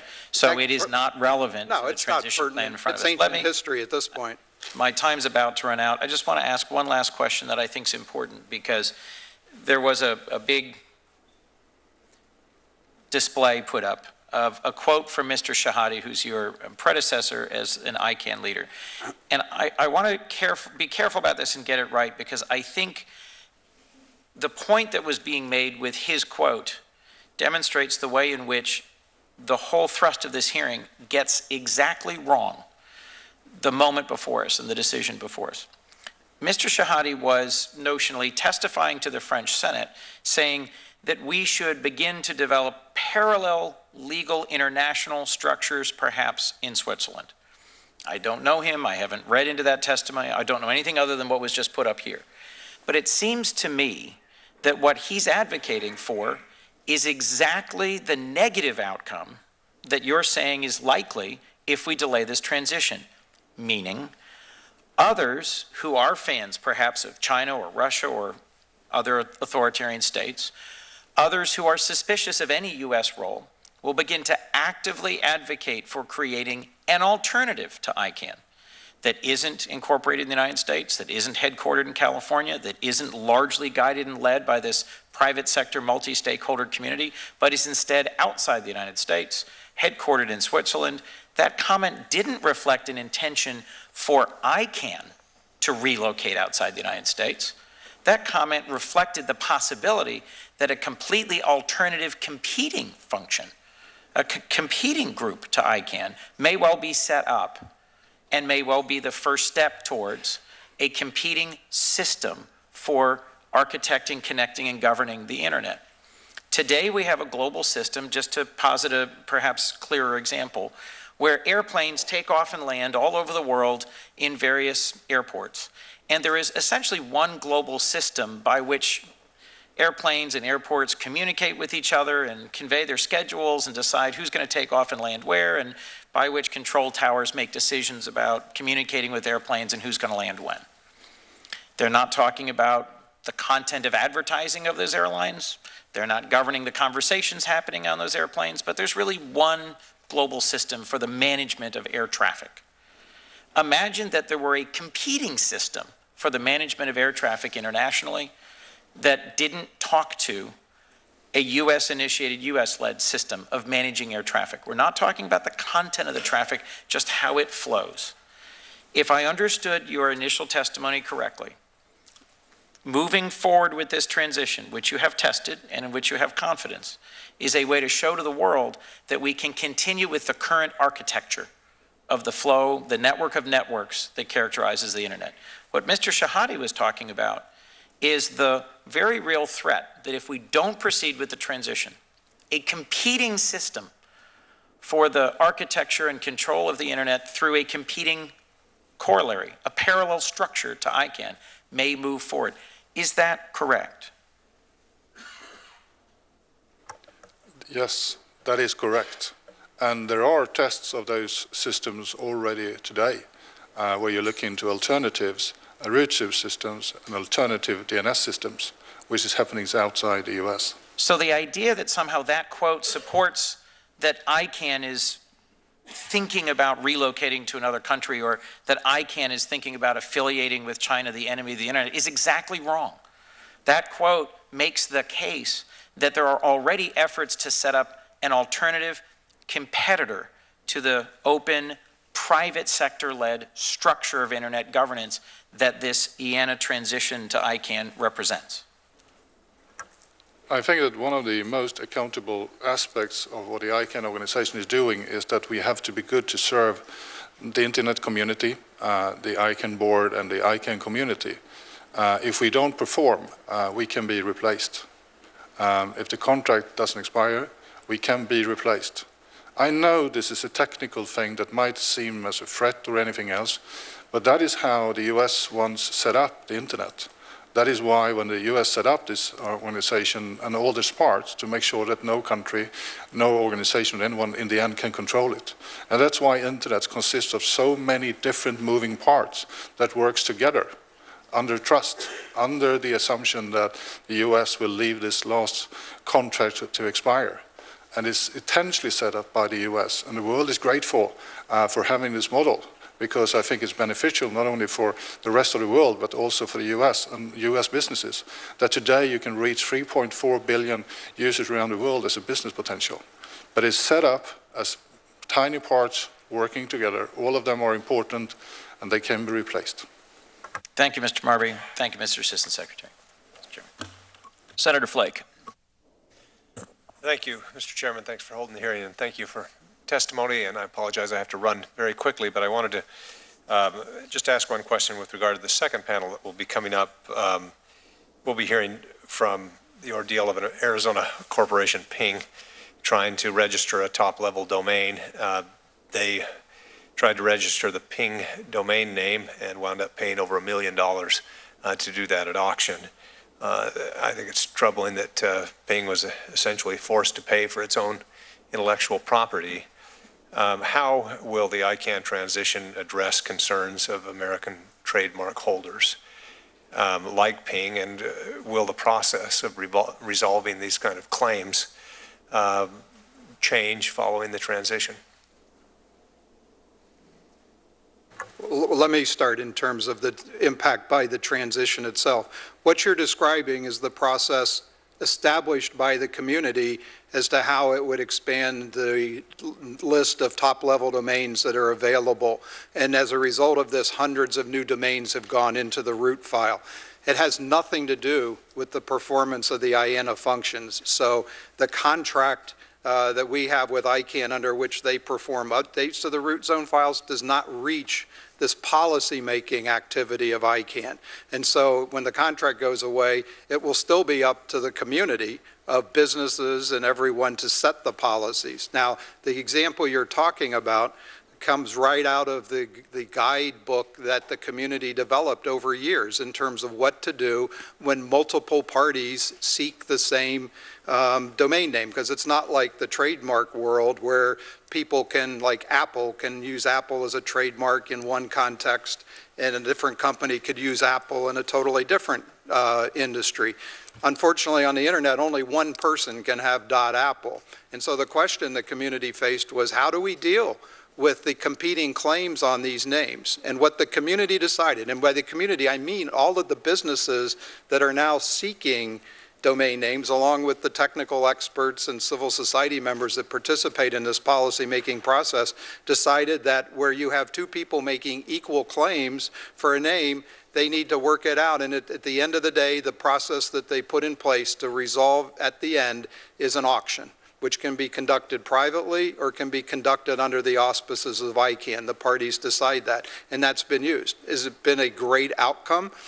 It's a good question to ask the second panel if they feel that the experience of dealing with these contention sets where people ask for the same domain name has worked out the way they expected it to when they set that policy several years ago. As they look forward to establishing a second round of expansion of domain names, the community may well choose a different way to handle that. But the point to keep in mind is that's part of ICANN policy making. That's part of what the multi-stakeholder community does. It is not in any way within the scope of the IANA functions contract that we have with ICANN. Thank you, and I'll submit additional questions for the record following. Thank you, Mr. Chairman. Thank you, Senator Flake. This will be the final round of questions for the first panel. Mr. Strickling, I want to focus right now on questions of compliance with federal law. If Congress passes an appropriation rider this month mandating that NTIA renew the contract with ICANN, will you commit that NTIA will comply with that mandate? We will follow your direction, sir. So you are aware, and that means you will renew the contract if that's mandated? If that's what we are told to do and that passes Congress, we will do that. And we have taken the preparatory steps to allow us to do that as late as the night of September 30th, if it comes to that. Now, you are aware that Section 539A of the Consolidated Appropriation Act already makes clear that, quote, none of the funds made available by this act may be used to relinquish the responsibility of the National Telecommunications and Information Administration during fiscal year 2016 with respect to Internet domain name functions, including responsibility with respect to the authoritative root zone file and the Internet assigned numbers authority functions. That is existing federal law. That's correct. Passed by Congress and signed by the President. That's correct. And I have followed that as well as all members of my staff. So it is your testimony you have followed this? Absolutely. That you have, and you're aware that when an appropriation rider says none of the funds may be spent carrying out a function, that means not only dollars, that means time of government employees. Right. I have done nothing to relinquish the responsibility of NTIA with respect to the Internet domain name system during this fiscal year. So it's my understanding that the NTIA awarded a contract in the amount of $18,690 to the Berkman Center at Harvard University to study the transition plan. Is that correct? We asked for corporate governance expertise. That's correct.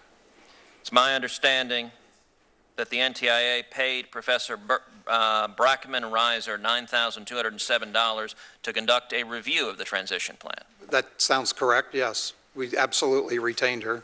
It is my understanding that the NTIA incurred expenses of $1,658 for 2 meetings in New York with experts relating solely to the transition. Is that correct? We had 2 meetings in New York. I don't remember the precise dollar amount, but that sounds right. And you have used government salaried staff time to conduct a review of the transition and to prepare and draft the IANA Stewardship Transition Proposal Assessment Report. Is that correct? Just as Congress directed us to, yes, sir.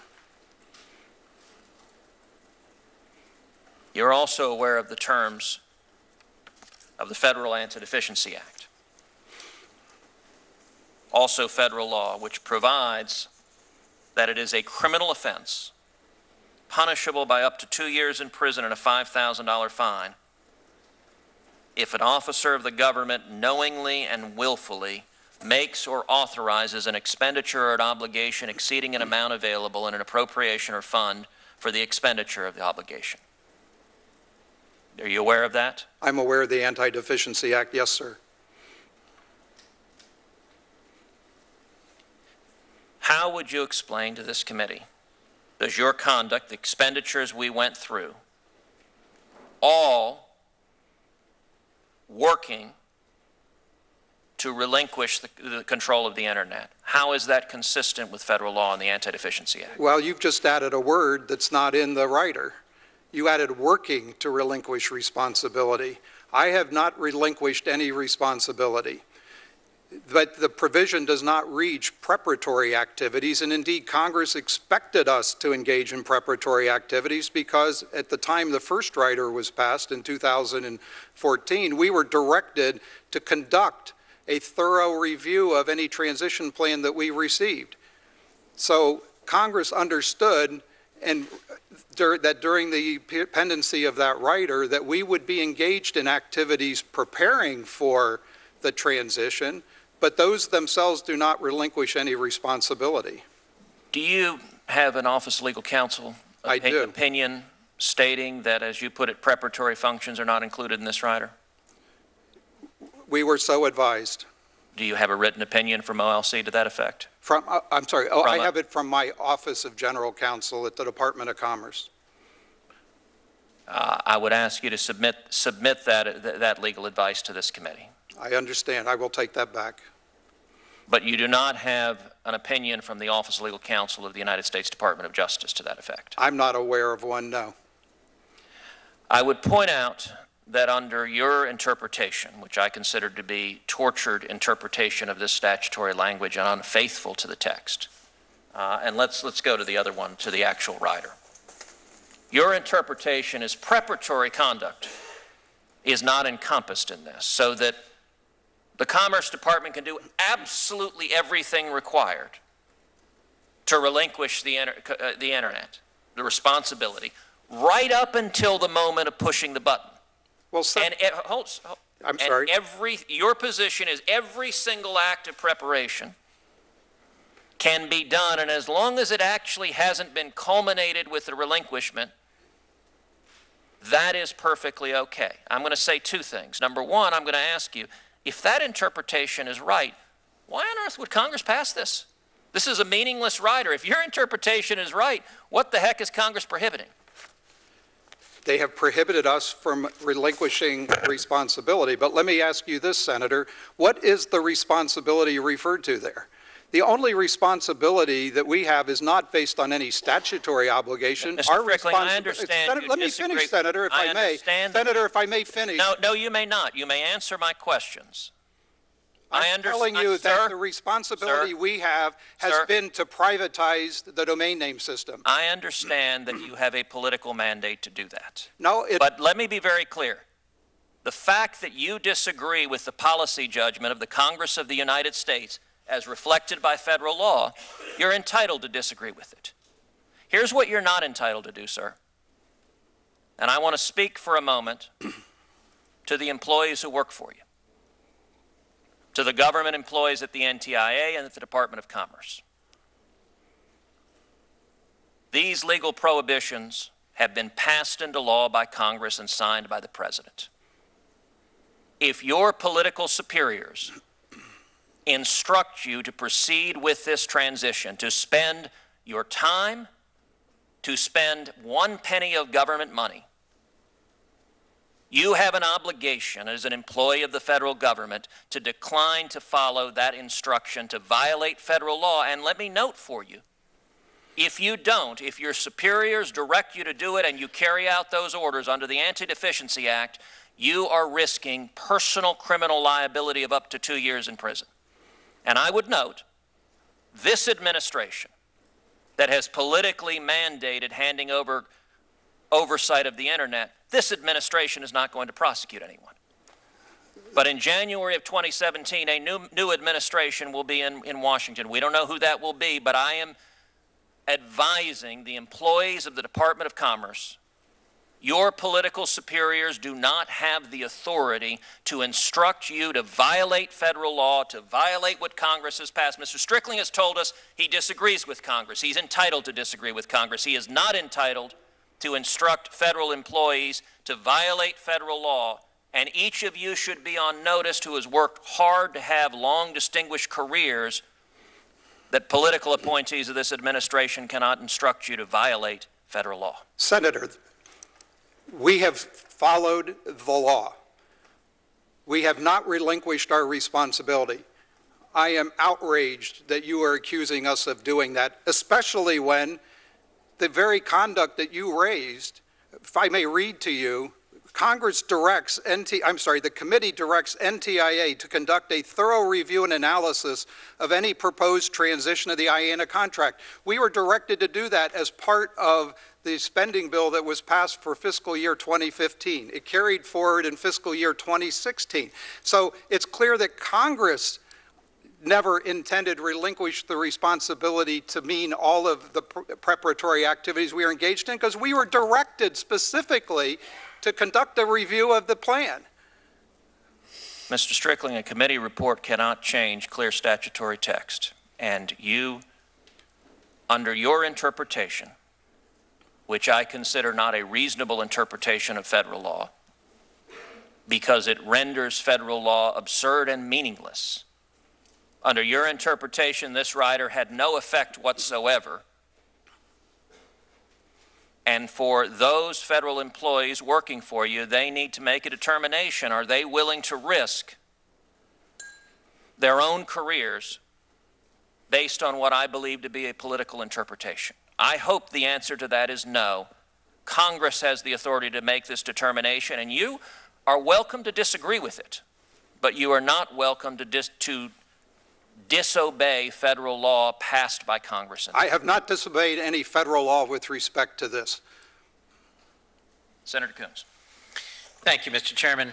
The chairman began this hearing today by, in part, intoning, have we something to fear? And I just want to make sure I'm giving you an opportunity, Mr. Assistant Secretary, given that exchange, to put on the record your understanding of whether your employees have something to fear, or whether, in fact, you are complying with congressional direction. So let me just make sure I understand, because the proposition was just put forward that your interpretation would render congressional action or statute absurd and meaningless. What I've understood your view to be is that Congress at the same time directed you, let's give a metaphor. It's the equivalent of saying, we're going to urge the Department of Homeland Security or the FBI to plan and prepare for a future acquisition of a headquarters, while at the same time saying, you shall not build a new headquarters in this year. That's not absurd, is it? That tension between those two? Not at all, and I think that's what happened here. We were preserving a status quo. So your understanding was that there's no absurdity or profound tension between being told, continue to engage in responsible professional review of this transition plan, but do not execute on that transition plan in one fiscal year. Absolutely. That's your understanding. And you've gotten guidance from the council to the department that supports that view. Yes.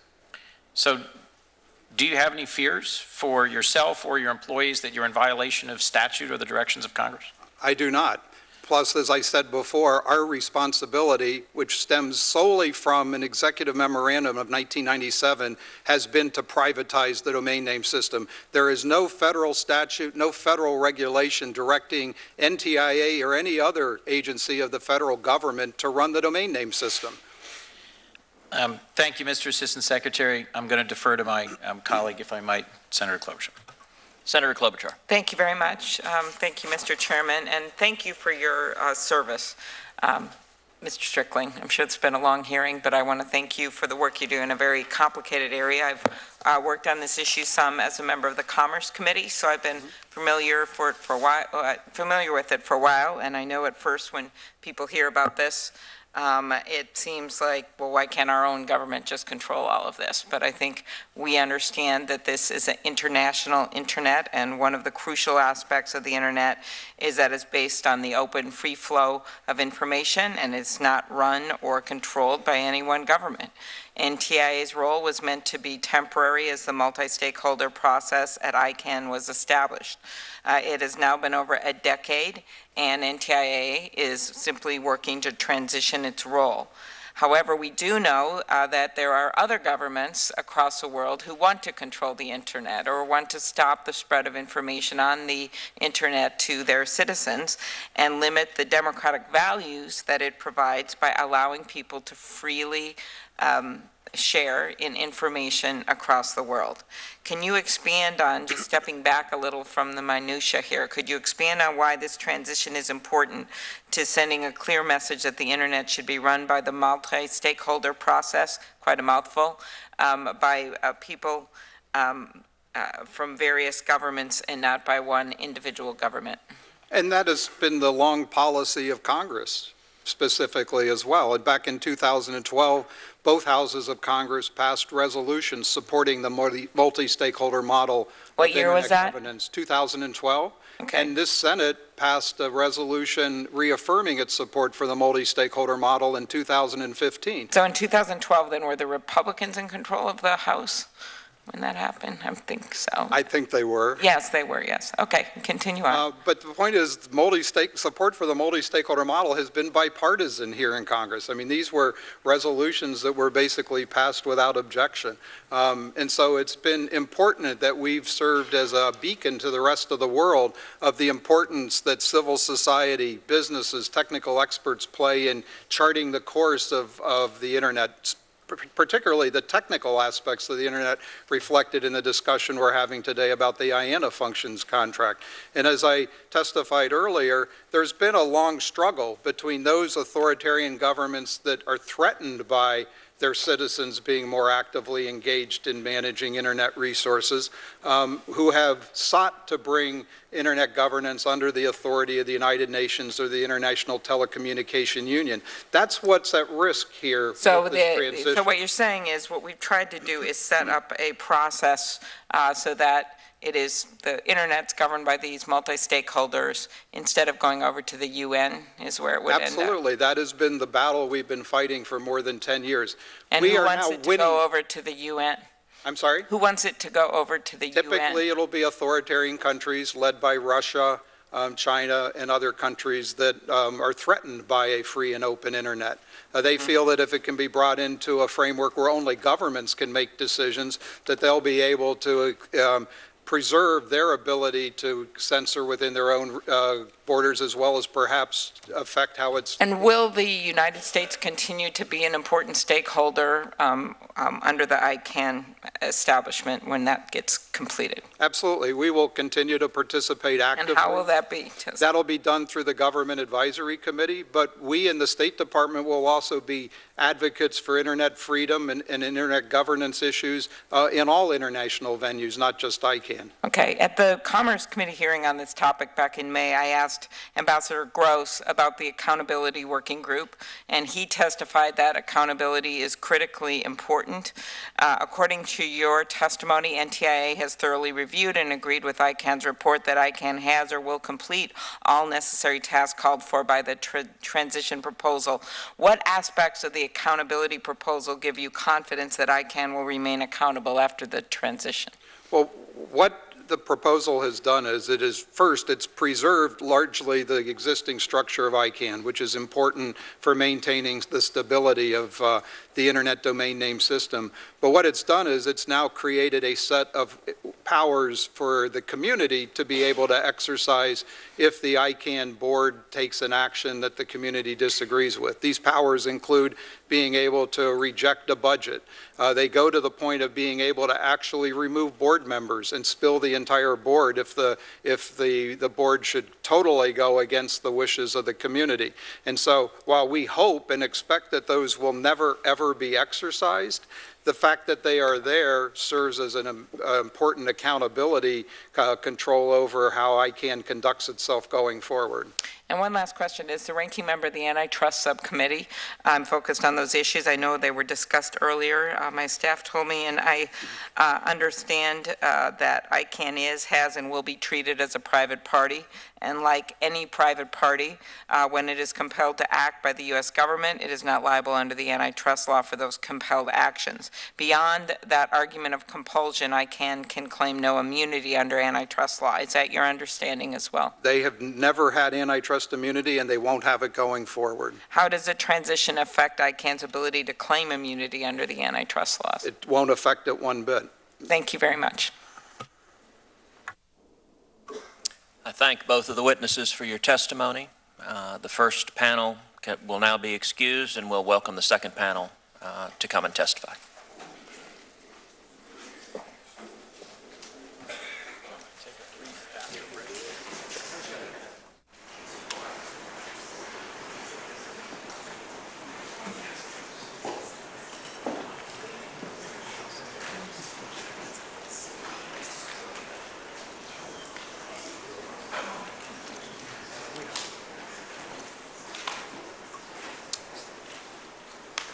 Very well, I'd now like to introduce our second panel on this important topic. We will have 7 witnesses testifying on this second panel. Mr. Baron Zorka is president and founder of Tech Freedom. A graduate of the University of Duke and the University of Virginia School of Law, he previously served as senior fellow and the director of the Center for Internet Freedom at the Progress and Freedom Foundation. Prior to that, he was a lawyer in private practice. Mr. Jonathan Zuck is the president of ACT, the App Association, and specializes in issues including internet governance, privacy, security, and business development.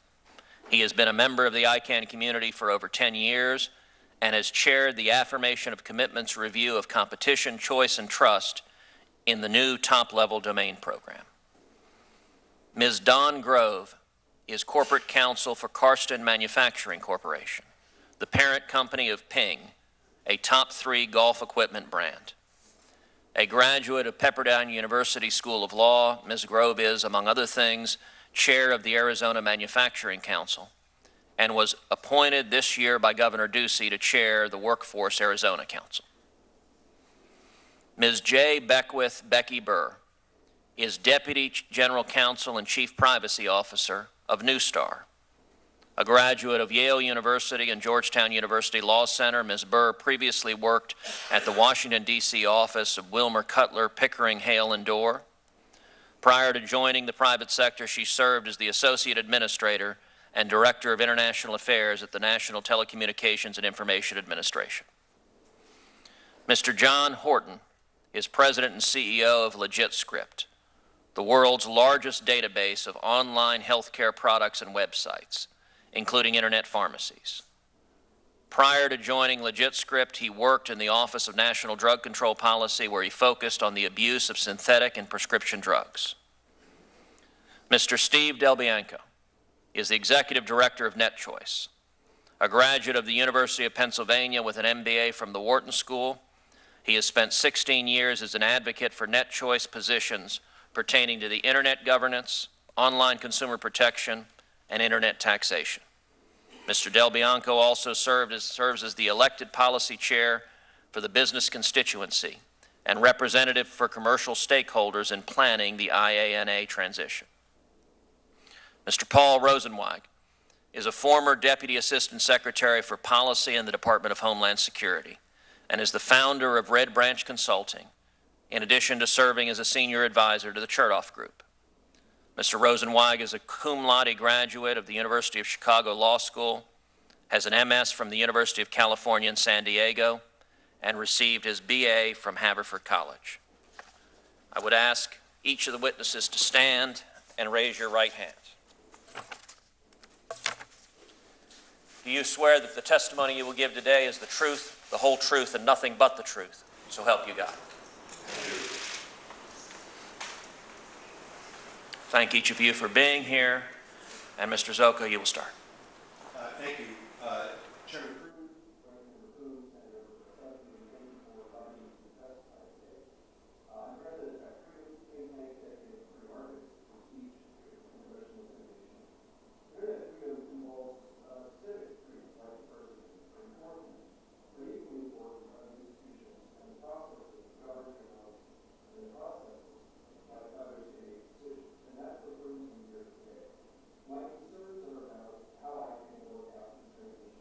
About the deliberative process that has brought us to this point, and most administrations claim that it decided that without notice. Let me be clear at the start. I do support the transition.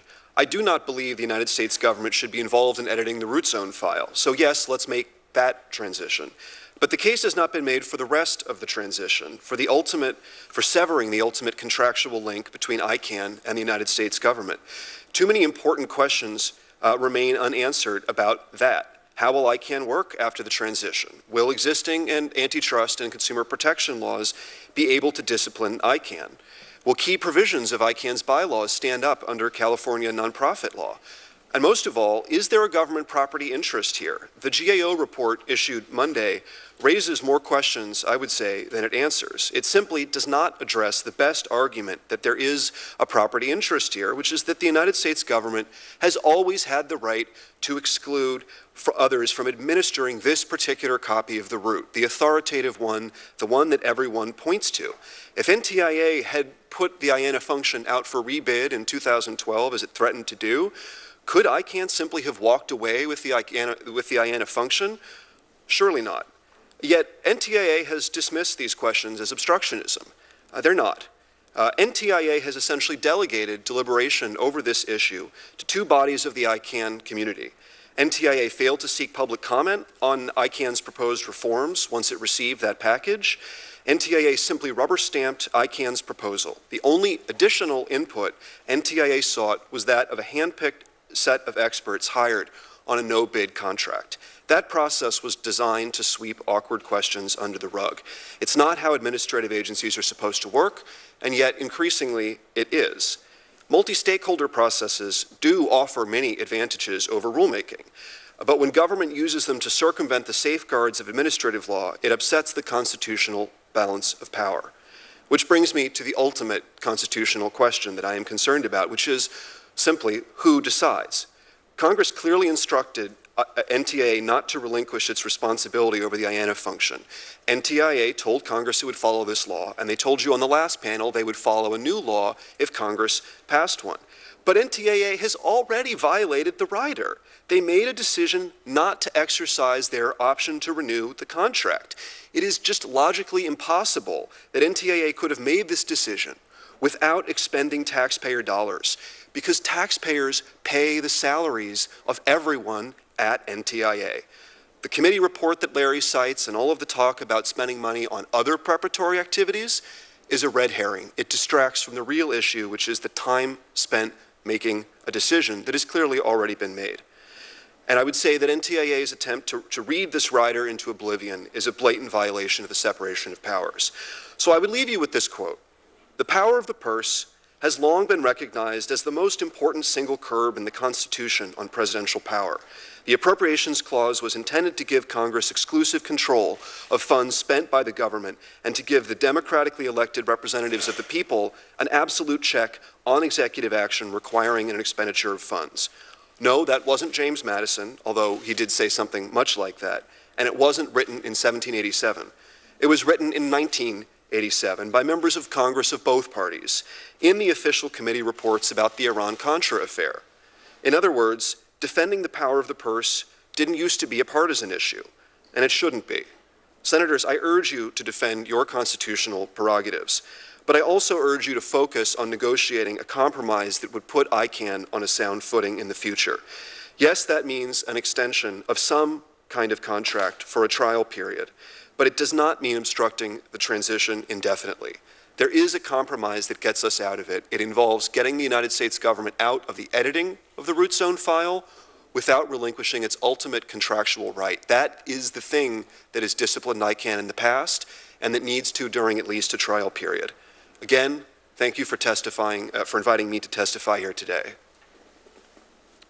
Thank you, sir. Mr. Zuck. Chairman Cruz, Ranking Member Coons, members of the committee, thanks for inviting me to speak today, and Mom, thanks for watching. I'm a former software developer, and I am no apologist for ICANN. In fact, at my very first ICANN meeting in 2005, I compared them to a referee that refused to commit to their calls. And in fact, my work with ICANN began with the very concerns raised here today that the ICANN functions might be taken over by some sort of intergovernmental body. And it's for that reason my members committed me to engaging over the past 11 years in improving ICANN's operational excellence and trying to bring about continuous reform inside the organization. And I am harped so much about metrics and performance metrics that I'm known as Metrics Man inside of ICANN. What's been missing, however, is a comprehensive framework for accountability. And there was nothing that was going to make that happen with respect to the US's contract with ICANN. It wasn't happening. So when the announcement was made about the transition, I confess I was one of the people guilty of making a big deal about it because it represented an opportunity to really focus the community on building a framework for accountability inside of ICANN that I believed was always necessary, not linked to the transition, but to the proper functioning of ICANN. My written testimony deals with a lot of the objections that have been raised, and I'm sure that we'll deal with a lot of them in questions, and this unfortunate sort of whack-a-mole game that we'll be playing. But I feel that as sort of the techie on the panel, the guy that was programming sockets in the late 80s, it might behoove me to take a step back from these individual objections and talk about the environment in which we operate. The real question is whether or not ICANN is ready for the transition, and I believe the real answer is that it has already occurred. First, as Chairman Cruz mentioned, we wisely gave away the internet during the Reagan administration. If we really take a hard look at what the internet is, it's just a set of protocols and best practices that allow a network of networks to cooperate together as a single unit. But it is entirely voluntary, and that is in fact the genius of the internet. There isn't some police force that tells everybody how they have to connect to the internet, or even if they have to connect to the internet. It's simply in everyone's best interest to do so. And that's terribly important, because they only do so because it's in their best interest to do so. And we need to preserve that environment. We have to set down the notion of control because we don't have it, and think in terms of influence that we do have, but we're threatened to lose. Let me share a quick story. In the late 80s and 90s, the preferred method to navigate the internet was something called Gopher. It came out of the University of Minnesota. And it was a fairly rigid, hierarchical system. And in 1993, the University of Minnesota decided to start charging for it. Now, this might have been the entire reason, but it was certainly something that sped the whole world's transition away from a United States-built technology to a Swiss-built technology called the World Wide Web that we now use today. So the internet community is perfectly capable of making a change. It's an example where attempting to exert control where none exists results only in a loss of influence. Let's talk about the ICANN functions contract just briefly. As has been said before, it's really just a spreadsheet or a database on the web. And the US's role in approving additions and subtractions from that really has become obsolete? Should the United States really be in a position of telling Europe whether or not they can have .eu, for example? So it's really a very simple function, and it's disconnected from the parade of horribles that you will hear today in this panel, and the transition has to be kept separate from those things. And in fact, the accountability mechanisms that have been put in place will in fact give disaggrieved parties more opportunities to hold ICANN to account than they have ever enjoyed under this so-called stewardship by the NTIA. The community is capable of strong action. They faced down ICANN and made sure that these accountability mechanisms were put in place, and they faced down the United States government, too, to make sure that accountability was a part of this discussion. It was not originated by the NTIA, by the community. Here's the harsh reality. If the United States decided to just pull the IANA contract and hand it over to Stanford, for example, the global community could certainly just ignore it. And that is the harsh reality that we have to think about. We could go on with business as usual. Worse still, the United Nations could pass some sort of resolution that said that there should be an alternate route. Maybe all or some, et cetera, would adopt this new route, leading to the fragmentation that Senator Coons talked about so eloquently in the early part of the testimony. It's these things that we need to be really focused on. This transition is only symbolic. The only question we're asking today is whether or not the United States is going to continue to have its leadership position in the world and its advocacy for the multi-stakeholder model.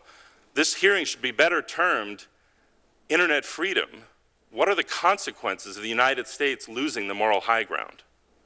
And I would argue those consequences are dire. Thank you, and I look forward to all your questions. Thank you, Mr. Zuck. Ms. Grove. Thank you. Good morning, Chairman Cruz, Ranking Member Coons, members of the subcommittee staff. Thank you for this opportunity to give you an example of a U.S. manufacturer's and our subsidiaries' experience with ICANN as an ICANN contracted party regarding the IANA transition. Many thanks to you for caring about these important and time-sensitive issues. My name is Dawn Grove. I'm Corporate Counsel for Karsten Manufacturing Corporation. I also chair the Arizona Manufacturers Council, and I serve on the board of directors of the Arizona Chamber of Commerce and Industry, both of which oppose the current IANA transition. Karsten Manufacturing Corporation is the parent of Ping and Ping Registry. Ping is one of the top 3 golf equipment brands in the U.S. and provides over 800 jobs in Arizona. We are a closely held private family business started by my grandfather in his garage, and we've been passionately designing and manufacturing custom-fit premium golf equipment and other products in Arizona for over 57 years. We have vigilantly protected our brand and that name in many categories, including for domain name registry services. Our name is our lifeblood, and we aim to ensure that the Ping name reflects the innovation, design, service, and quality that we put into every one of our products. We believe rushing the transition through now in its current state will endanger manufacturers' rights to their trademarked brand names, severely disadvantage states' rights, jeopardize national security, and prevent the safeguarding of the internet freedoms we've come to depend on. Karsten, through its affiliated company, Ping Registry, paid ICANN's unilaterally set $185,000 application fee for .ping, and in our application, we informed ICANN of our well-known rights to our famous Ping marks. A wealthy ICANN insider based in India that had never made or sold a Ping product, had not trademarked the name throughout the world, filed a competing application with ICANN for .ping. We expected ICANN, with its actual knowledge of the India company's history of adverse domain name decisions against its affiliate and knowledge of our trademark rights and our global brand, to follow ICANN's own charter, bylaws, and applicant guidebook and disqualify the competing applicant. I believe Mr. Strickland also said that there were somehow equal applications. I find that stunning. We eventually discovered that due to ICANN's dependence on the sale of second-level domain names, which the Indian company would have sold more of since our registry is a closed .brand, ICANN had no incentive to follow its rules and bylaws, and ICANN's lawyers made it clear that ICANN would consider our application breached if we took them to court. Under duress, we ended up paying ICANN's $1.5 million at auction to keep our name. I cannot begin to tell you how scary it was for my family to go into that auction knowing that we might lose our name after 57 years, 56. Our experience is not unique. I'm sure you're familiar with the many independent review complaints filed against ICANN and with the abuses of ICANN's trademark clearinghouse with the .sucks registry. The handoff is definitely more than a technical matter or a spreadsheet.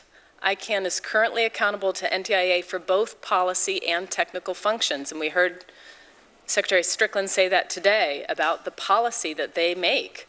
Following the transition to global stakeholders, ICANN will be a standalone monopoly accountable only to its stakeholders, including 162 foreign government members and 35 observers, the Governmental Advisory Committee, or GAC. And under proposed accountability reforms, GAC consensus advice must be taken unless overridden by a supermajority of the ICANN board. This is a major change from the status quo, and it gives governments more power in ICANN going forward than it ever had before. Moreover, in the GAC, state governments are excluded from voting. States such as Texas, California, New York, whose GDP and populations dwarf that of many GAC members like Grenada, will have no voting right at the table. If the ICANN plan is so complete and so inclusive, where is the seat at the table for the 50 sovereign states? It also appears that both the NTIA and ICANN are operating under the assumption that a former federal contractor inherits the right to continue performing services absent a contract. If we applied that conclusion to various government services such as defense contracting, that would lead to chaos. The internet is no less important to our national security. The so-called empowered community, a convoluted structure of stakeholders that will only be activated in times of crisis, assuming they can all agree it is a crisis, is not suitable to provide day-to-day oversight of ICANN's board. The ICANN community requested, and the ICANN board rejected, a streamlined single-member model of governance that would have provided a method of governance for a method for day-to-day oversight by the community.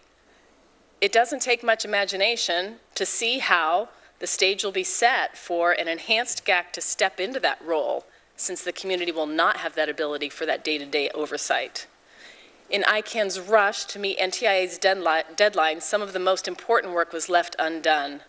Workstream 2 issues, such as the permanent jurisdiction of ICANN and the protection of human rights like free speech, they don't get addressed until after the transition.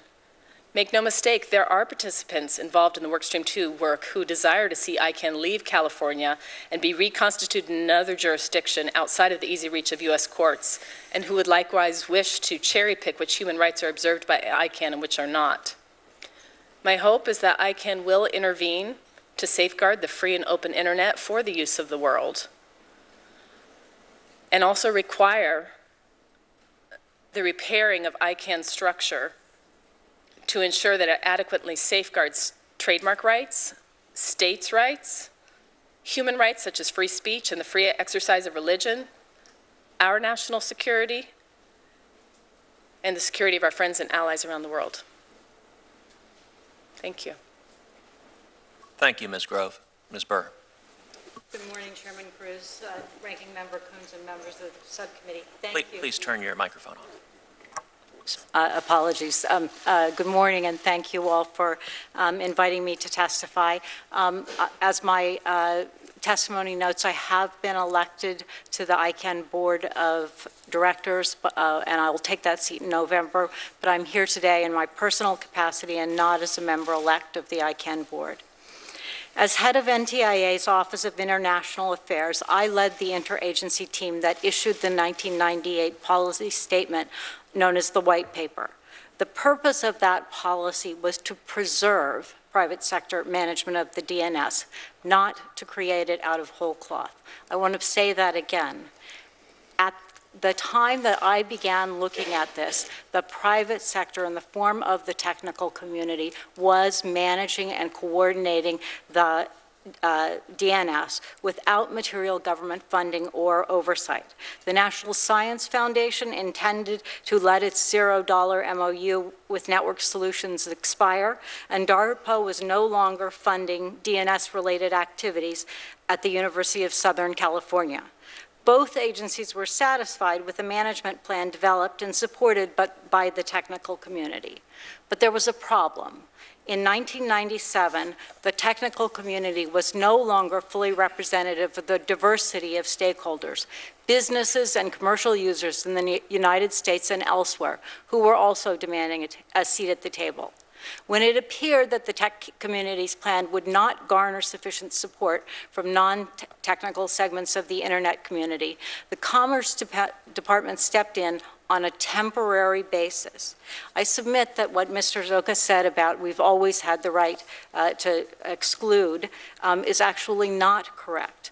As my written testimony makes clear, we acquired a limited and temporary right when Network Solutions agreed that it would not change the authoritative route without the U.S. government approval, and that it would look to a designated alternative after the transition. Our goal was to allow private sector management of the DNS that existed at the time to evolve to accommodate the increasing diversity of Internet stakeholders. Now, I have never been shy about criticizing ICANN. I think many people will testify to that. But I can say that what started out in 1998 as an experiment to preserve private sector leadership in DNS management and to prevent takeover of that function by an intergovernmental body now has the processes, procedures, safeguards, and tools to ensure that the DNS continues to be coordinated by the private sector, broadly construed, and in the public interest. The maturity of the ICANN model has been tested and proven resilient. It's time to finish what we started in 1998. First, the transition will not create incentives for ICANN to change its status or move offshore. The white paper affirmatively anticipated that competition law would serve as a healthy constraint on ICANN, and ICANN has operated for 18 years subject to the antitrust laws of the United States and every other jurisdiction in which it does business. It's been sued under antitrust laws, and no court has ever found that it enjoys immunity from those suits. In addition, the revised bylaws erect powerful barriers to ICANN's reincorporation in a different jurisdiction or as an international organization. Second, the transition need not and should not be delayed pending completion of Work Stream 2. Post-transition work, a form of continuous improvement, was built into the design of the accountability group. The test to determine what work needed to be undertaken in advance of the transition turned on an analysis of whether the community would have sufficient tools to ensure that work stream outcomes could be implemented, and not, as some have suggested, on whether or not the issue directly involved replacing the U.S. role in the IANA process. Human rights, which in ICANN land means freedom of expression, is a case in point. An effort by an authoritarian government or a misguided governmental advisory committee that caused ICANN to engage in content regulation would flatly violate ICANN's bylaws and be subject to immediate and binding review through the enhanced independent review process. Finally, let me just say, a proof of concept period is unnecessary and would be counterproductive. The process getting to this point has shown that the community can come together and work on difficult problems and create sound, road-tested solutions in an extraordinarily diverse ecosystem. The deliverables have been rigorously studied and pronounced sound. Delay now would raise questions about the United States' commitment to a process that it initiated decades ago and serve only the interests of the handful of governments who would like to see this process fail. Thank you very much. Thank you, Ms. Burr. Mr. Horton. Mr. Chairman, Ranking Member Coons, my name is John Horton. I'm the CEO of LegitScript. My company's mission relates to consumer protection against cybercrime, particularly in the healthcare space. Today, ICANN argues that it is sufficiently accountable and transparent to take over stewardship of the internet. My testimony argues that it is not. Some proponents of the IANA transition would have this committee believe that ICANN is merely a technical organization. That is false. One of ICANN's most important jobs is to accredit domain name registrars and make sure that they comply with their accreditation agreement.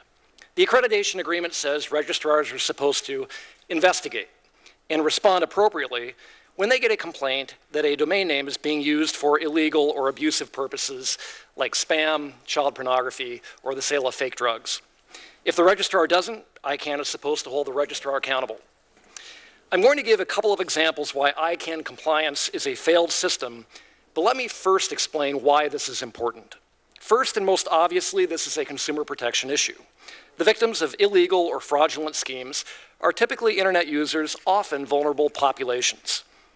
The second reason, however, is that in any sector, the payment processing world, search engine advertising, or registrars, you need some sort of system for voluntarily addressing and preventing abusive activity.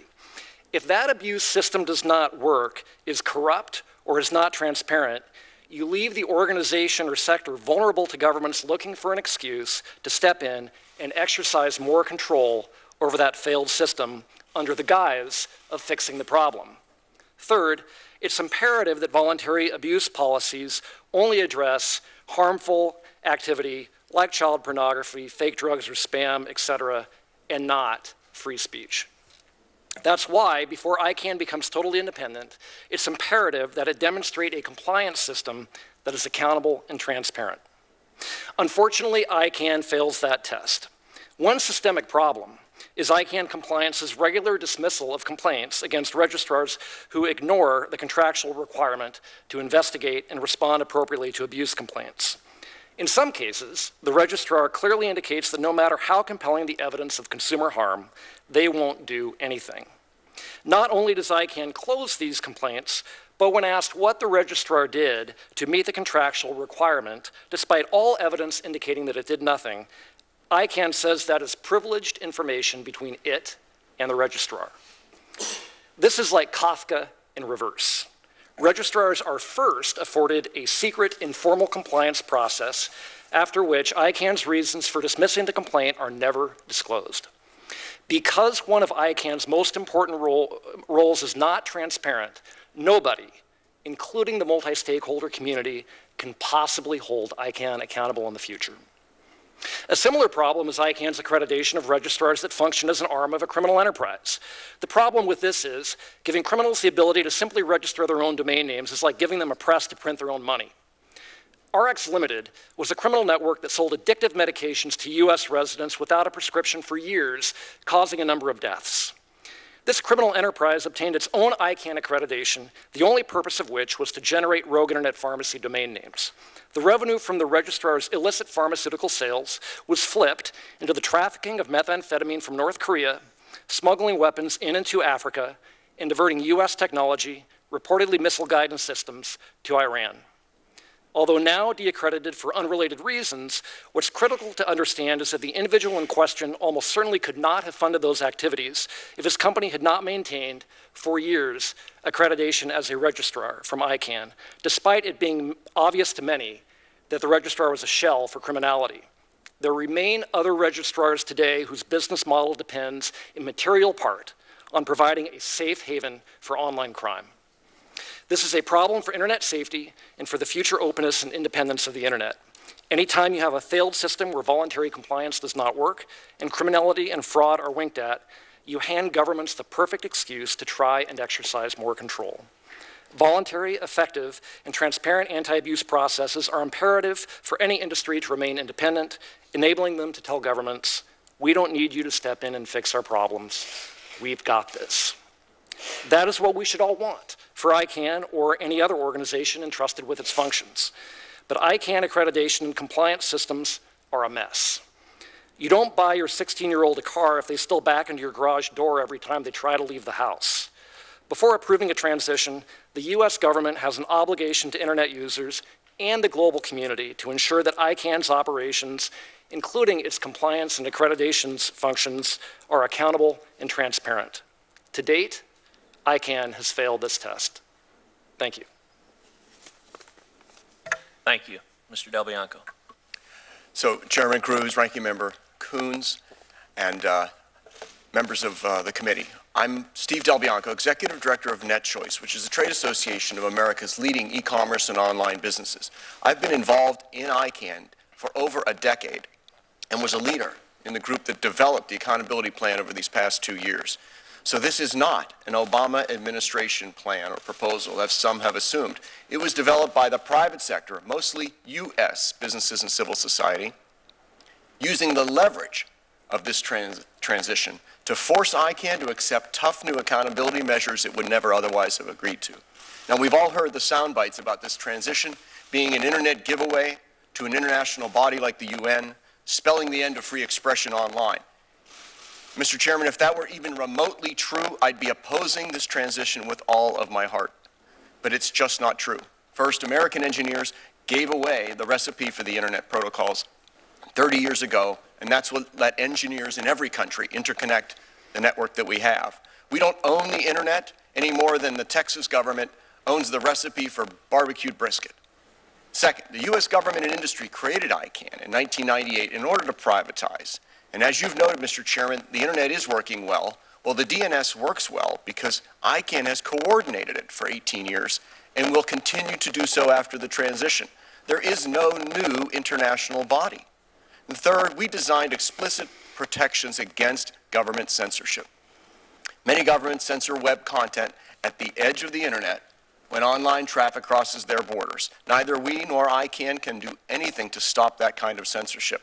But our plan ensures that governments cannot extend censorship to the core of the DNS, where it would affect the global net. I applied 37 stress tests against the new accountability model, of which the most famous was stress test 18, where we asked, what if a majority of governments wanted to advise ICANN regarding a censorship topic? Well, first, our new bylaws allow just one government to veto that kind of advice. And if no government vetoed the advice, the ICANN board could still reject that advice with 60% of its directors. If the board caved to governments, we have empowered the multi-stakeholder community for the first time to be able to challenge ICANN on accepting that advice. And the governments get no say in the community decision about making that challenge. The review ruling that comes back from the IRP is binding and enforceable in court. Then, for good measure, we empower the community to fire the entire ICANN board of directors if that's not good enough. Delaying this transition, Mr. Chairman, creates far more risks than benefits. In this hearing today, we've heard some creative reasons to block or delay the transition, and I welcome the chance to address each of them during questioning. But what if we renege on our 18-year transition plan and the promise made in 2014 and dismiss the private sector's accountability plan? Two consequences. First, an indefinite delay simply rekindles the fires at the UN, who has long wanted to control IANA. It feeds into the myth that the IANA contract lets the U.S. government somehow control the internet. And that is the soundbite that Russia and China will use to persuade moderate governments that the UN should step into the shoes that the U.S. so desperately wants to keep. Second, we actually stand to lose the new accountability mechanisms that we designed. The ICANN board said that the new bylaws take effect at transition, and they committed to say that they would try to keep what we could if transition were deferred. But that means we need to strip out of the new bylaws all of the IANA accountability features that had assumed the transition would occur. That is a total loss for the private sector, particularly American companies, who want the power to fire ICANN if it fails at serving names, numbers, or protocol customers. And rescuing the remaining accountability powers means relitigating matters that were approved only as a compromise package. Many governments opposed parts of that package, and ICANN's board resisted other parts of it as well. Now, those compromises may be irretrievable because governments and other factions will try to improve upon their previous compromise when the bylaws are reopened. And I know those of you in Congress have seen similar compromises come undone. So there is a very real risk that we won't rescue the strong accountability powers we need. So please weigh those downside risks against the benefits of transition.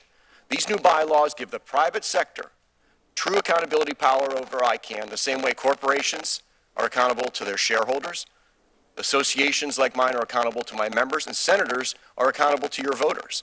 And that accountability is far stronger than what the IANA contract ever gave to the U.S. through NTIA. So in closing, we have to now decide which road to take on this transition. Do we deliver or do we delay? And as Yogi Berra once said, when you come to a fork in the road, take it. And that is, take the new model of ICANN accountability and preserve the open internet. I look forward to your questions. Thank you. Mr. Rosenmike. Senator Cruz, Senator Coons, thank you very much for inviting me to appear today before the committee to discuss the IANA stewardship transition, and thank you particularly for your fortitude in such a lengthy panel and such a long hearing. It demonstrates your commitment to hearing something about the issue. For 2 years, I've worked on within ICANN on the proposed IANA transition alongside many of my co-panelists. Unlike them, I think that the effort, for which I have the greatest admiration, has produced a proposal that is not yet complete and is in many ways too flawed. In the written testimony I submitted, I spoke to 5 specific issues that I thought were important to discuss, but at the risk of going off script a bit, I wanted to directly address a question that you had asked earlier today, Senator Coons, which is whether or not there is a need for a testing period, which is something that I have advocated. In response to that, Assistant Secretary Strickling told you that there was no need because the technical aspects of this transition had been tested for 90 days and had worked perfectly. And that's absolutely true, but it's incomplete. The reason is that those technical transitions have been tied, as all of the co-panelists here have said, to a reform of the accountability provisions that address how ICANN manages its policy. It is true that to some degree the DNS is just a technical system, but there is a host of policy that lies behind how that is operated. It includes things like how we address intellectual property claims, how we address human rights, how we allocate the domain names between competing applicants. It includes such things as whether or not the .islam, .gay, .amazon, .wine top-level domains will be delegated and to whom. Those are all controversies that have bubbled up in the last couple of years, and without saying whether or not they're resolved correctly, you can easily see that they are issues that trench not upon a technical question, but upon real issues of policy and governance that affect the globe all the way around. And it is those accountability measures that haven't been test-driven yet. Before the transition was announced, the accountability of ICANN, such as it was, depended upon essentially the U.S. government's exercise of soft power, the persuasion behind the scenes, if you will, plus the specter of a change in the contractual relationship. So it wasn't an explicit control, and Secretary Strickling is right about that. But nonetheless, it was implicit in many ways. That's what's going away, that soft power control. And what is coming in its stead is a set of accountability measures that will lead to an empowered community that has the ability to essentially, as Mr. Delbiano said, fire the board, etc. That hasn't been tested. And in suggesting that the need for testing arises, I'm not flying alone out there. That's exactly what the ICANN board suggested earlier when the community suggested the sole membership model. They said that if that was the model to be presented and the path forward, it may be prudent to delay the transition until the sole membership model is in place and ICANN has demonstrated its experience operating the model and ensuring that the model works in a stable manner. And it said that that was necessary because the new model would upset the balance of power and influence amongst any of the groups within ICANN, which can change based upon their willingness and ability to participate in the sole member model. Everything that the board said about that sole member model is true as well of the empowered community model. Indeed, I would submit, and this is my opinion, not a certitude, but I would submit that the empowered community model is more complex, more rococo, and less well-grounded in the simplicity of California nonprofit law than the empowered community model. And so when I suggest that there's a need for a test drive, it is not of the technical system, but of whether or not the empowered community model works. This would not be an indefinite postponement. Indeed, it is unlikely to last much longer than the time it takes to finish the Workstream 2 proposals, since many of those proposals will result in new bylaws provisions that would have to go through the new empowered community system. We'll have a chance to see if it works. I like Mr. Zorka at the other end. I favor this transition. I think it is essential. Indeed, I think it's essential for many of the reasons that you addressed with Secretary Strickling earlier. I just don't think that we know whether or not this one will work yet. As it's drafted now, the accountability side of this is a leap in the dark. It's a triumph of hope over experience, if you will, and it isn't yet finalized in a way that gives me the confidence to be sure it will work. Mr. Delbiano has gone through a number of stress tests. Those are immensely useful intellectual exercises in which we hypothesize how the system might break down.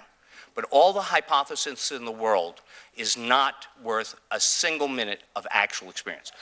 For those reasons, my suggestion is a trial period, allowing ICANN to operate under the new model completely for whatever period of time is necessary to demonstrate the utility, and then if completion, an irrevocable completion of the transition thereafter, if the system proves itself capable of working. That's what I have suggested to you and to ICANN. It hasn't won the day thus far. Thank you very much for allowing me to testify today. Thank you very much. Let me start by just making an observation for those government employees who are concerned about whether the conduct they're being asked to carry out is consistent with federal law. Mr. Strickling pointed to language in a committee report that he said gave them the authorization to do so. As I noted in that questioning, a committee report cannot supersede language passed into law. But what Mr. Strickling did not tell you is that committee report was a committee report for legislation that itself did not pass into law. And whatever authority a committee report might have for legislation that has actually passed Congress and been signed into law, a committee report that for legislation that did not pass Congress has precisely zero legal effect and provides no safe harbor whatsoever to defying the legislative language that Congress has passed. Now, Mr. Zuck, I understand that just yesterday you and Mr. Rosen received a hostile letter from Verisign's general counsel regarding the white paper that you both authored along with the Heritage Foundation expressing concerns with the transition. Without objection, I'd like to include that letter in this record. The Verisign letter strongly suggests that if you do not remove references to Verisign in your white paper, which the company disagrees with, the company may take additional action. I will note that it is highly concerning that Verisign would send a letter of this nature to witnesses of this Oversight Committee the day before they are scheduled to give testimony.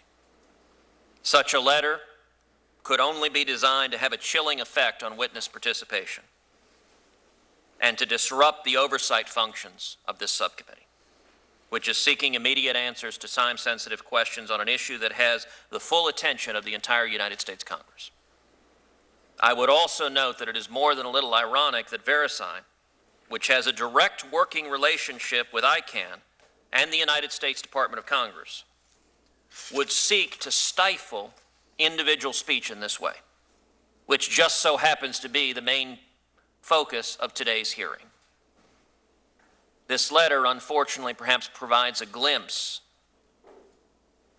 into how Verisign and ICANN can be expected to conduct themselves post-transition without government authority over them. Given the allegations against you, would you like to offer any rebuttal or response to Verisign's letter? Well, we did issue a very brief public comment. I will say first, I've been in the think tank world for going on 9 years, and I've never received any kind of letter like that. It was not simply a correction, and we did note that there were perhaps slightly confusing word choices in our paper, and we're happy to correct those. It was, as you say, a threat. And the issue that we were getting at was simply to illustrate that actually we tend to agree that ICANN probably is not immune from antitrust suit, and that the transition probably won't change that. Our point really was to say there are still unanswered questions about antitrust law. And the purpose of the paragraph that Verisign objected to was simply to illustrate what such suits might look like and suggest that ICANN is inherently tied up in very controversial auctions at which there are lots of money at stake, and ICANN has a direct financial interest. And we were simply explaining that it would be unreasonable to expect that plaintiffs would not bring this kind of suit, and that antitrust litigation, whether frivolous or meritorious, will be used to attack ICANN and to discredit it by those that would indeed prefer to push to the ITU model.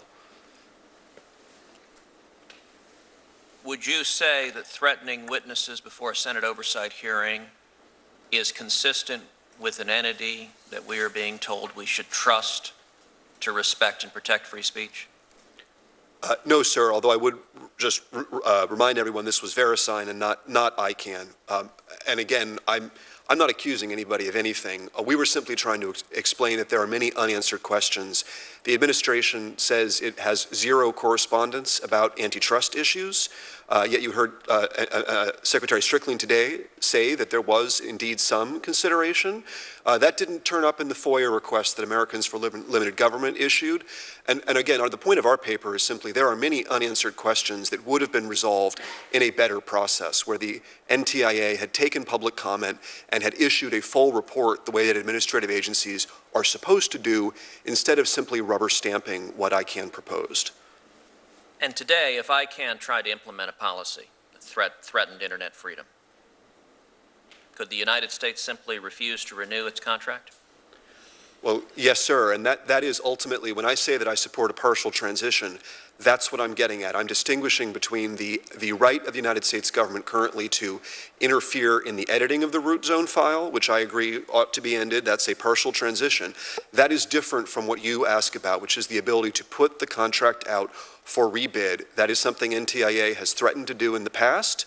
It nearly did so in 2012, and it has used that, as Paul says, as soft leverage to discipline ICANN. That ultimately is the guarantor of this whole system, and I just think we should be very careful before removing that bit of leverage. That decision is an irreversible one that NTIA has already set in motion, contrary to what Mr. Strickling told you about not violating the appropriations rider. And that's a check that goes away if the transition proceeds as the administration intends. Yes, Senator.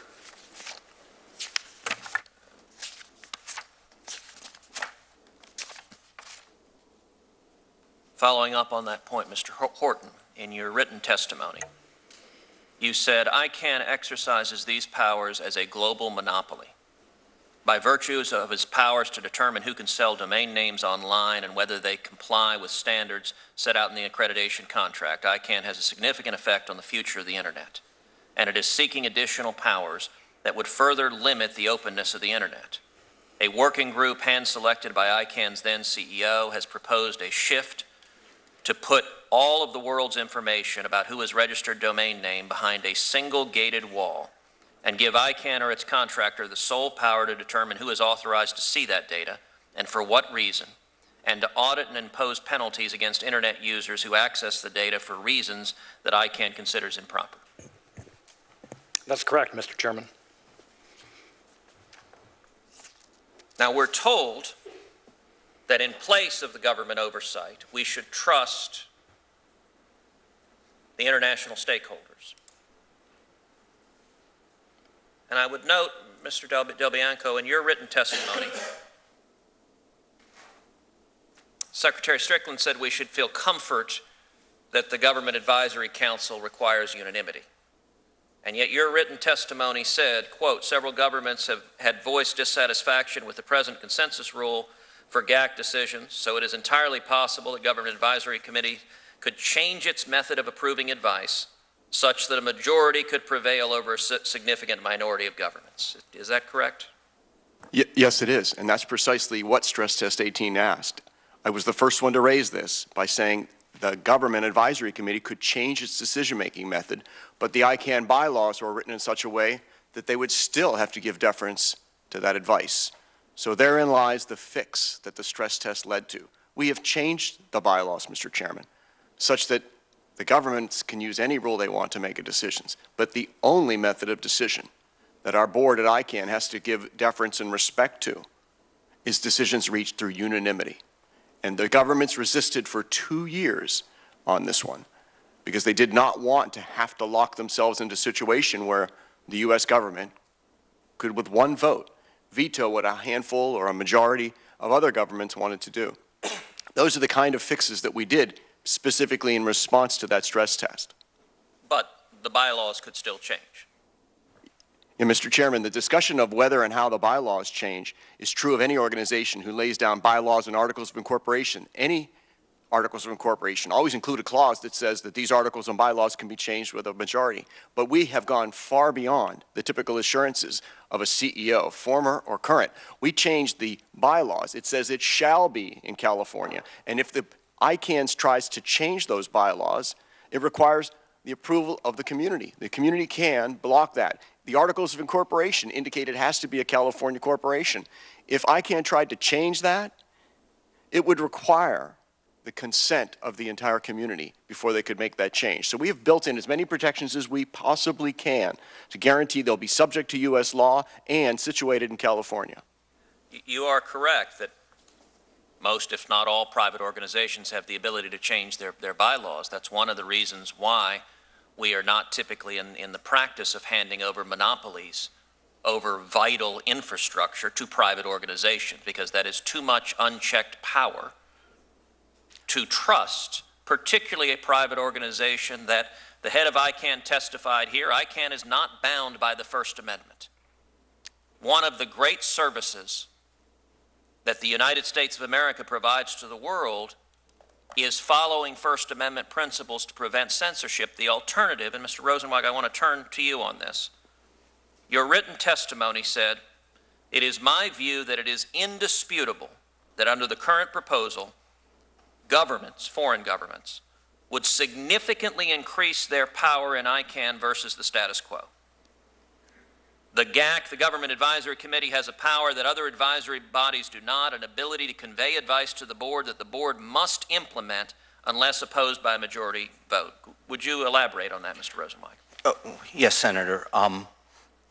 Before the transition occurred, the GAC was capable of providing advice to the board, that the board was bound by its procedures to seek to negotiate with them if it disagreed with that. Under the GAC's internal operating procedures at the time, that advice would have had to have been by consensus, and the board would have had to have would have been capable of rejecting that advice simply by a 50% plus one vote of the board. In practice, the board tended to seek a supermajority, but the board statutory requirement was simply 50% plus one. The bylaws with respect to that advice made two changes. One that enhanced GAC power by increasing the threshold for which it would be rejected, and the other by institutionalizing the consensus requirement, so maintaining the status quo. So in effect, from where we were before to where we are now, the threshold for rejection has gone up. In addition, and to my mind much more significantly, the GAC has been invited to participate as a voting member in the empowered community. That empowered community will have, as Mr. Strickling and all the others have said, significant oversight of the board. Indeed, that is the very methodology by which we anticipate the multi-stakeholder model for controlling ICANN board and staff activity. As of right now, the GAC has not determined whether or not to seek that position, and Mr. Strickling spoke to that as well. But in the event it does, it may very well seek to do so by majority vote, not by consensus vote. Its current internal operating procedures would suggest consensus is required for that as well, but those procedures are subject to majority rule change within the GAC. So we have gone from a place in which the board by 50% plus one could reject GAC advice, and the board had no formal say in oversight of the board, to a position in which there's a higher threshold, and the GAC has been invited to sit as a voting member. I suggested 2 years ago that one of the key tests for the suitability of this is that governments remain in a purely advisory role, and the transition changes that. It remains to be seen whether or not that will have significant pernicious effects or only partially pernicious effects. Again, a reason why I suggest at least a trial period is necessary. And I want to make sure it is absolutely clear to this committee and to the American people. Your testimony is that if the Obama administration's proposed transition goes forward, that it is indisputable that it will give foreign governments more influence and power, including Russia, China, and Iran, and other regimes hostile to free speech on the internet. I think the only government that loses power in this transition is the United States government. All the others gain power. And why possibly would it be in the interest of the United States to put forward a proposal that weakens the authority of the United States and that strengthens the authority of Russia and China and Iran? I'm not in a position to answer that question on behalf of the United States government, sir. Well, hopefully the United States Congress is in a position to answer that. Now, one answer that we have been given by some witnesses is we should rest comfort that ICANN, once unaccountable to the United States government, once lacking any supervision, we can still be confident will remain domiciled in the United States and California. And yet, Mr. Rosenweig, in reading your testimony, you also wrote, quote, "The idea that ICANN would pack up and move has been contemplated by ICANN's leadership." And specifically, you focus on the testimony that we discussed earlier in this hearing of Mr. Shahade discussing a, quote, "parallel legal international structure maybe in Switzerland for ICANN." And in Senator Coons' exchange with Mr. Strickling, it was suggested, well, perhaps that referred to something completely separate and independent and not ICANN itself.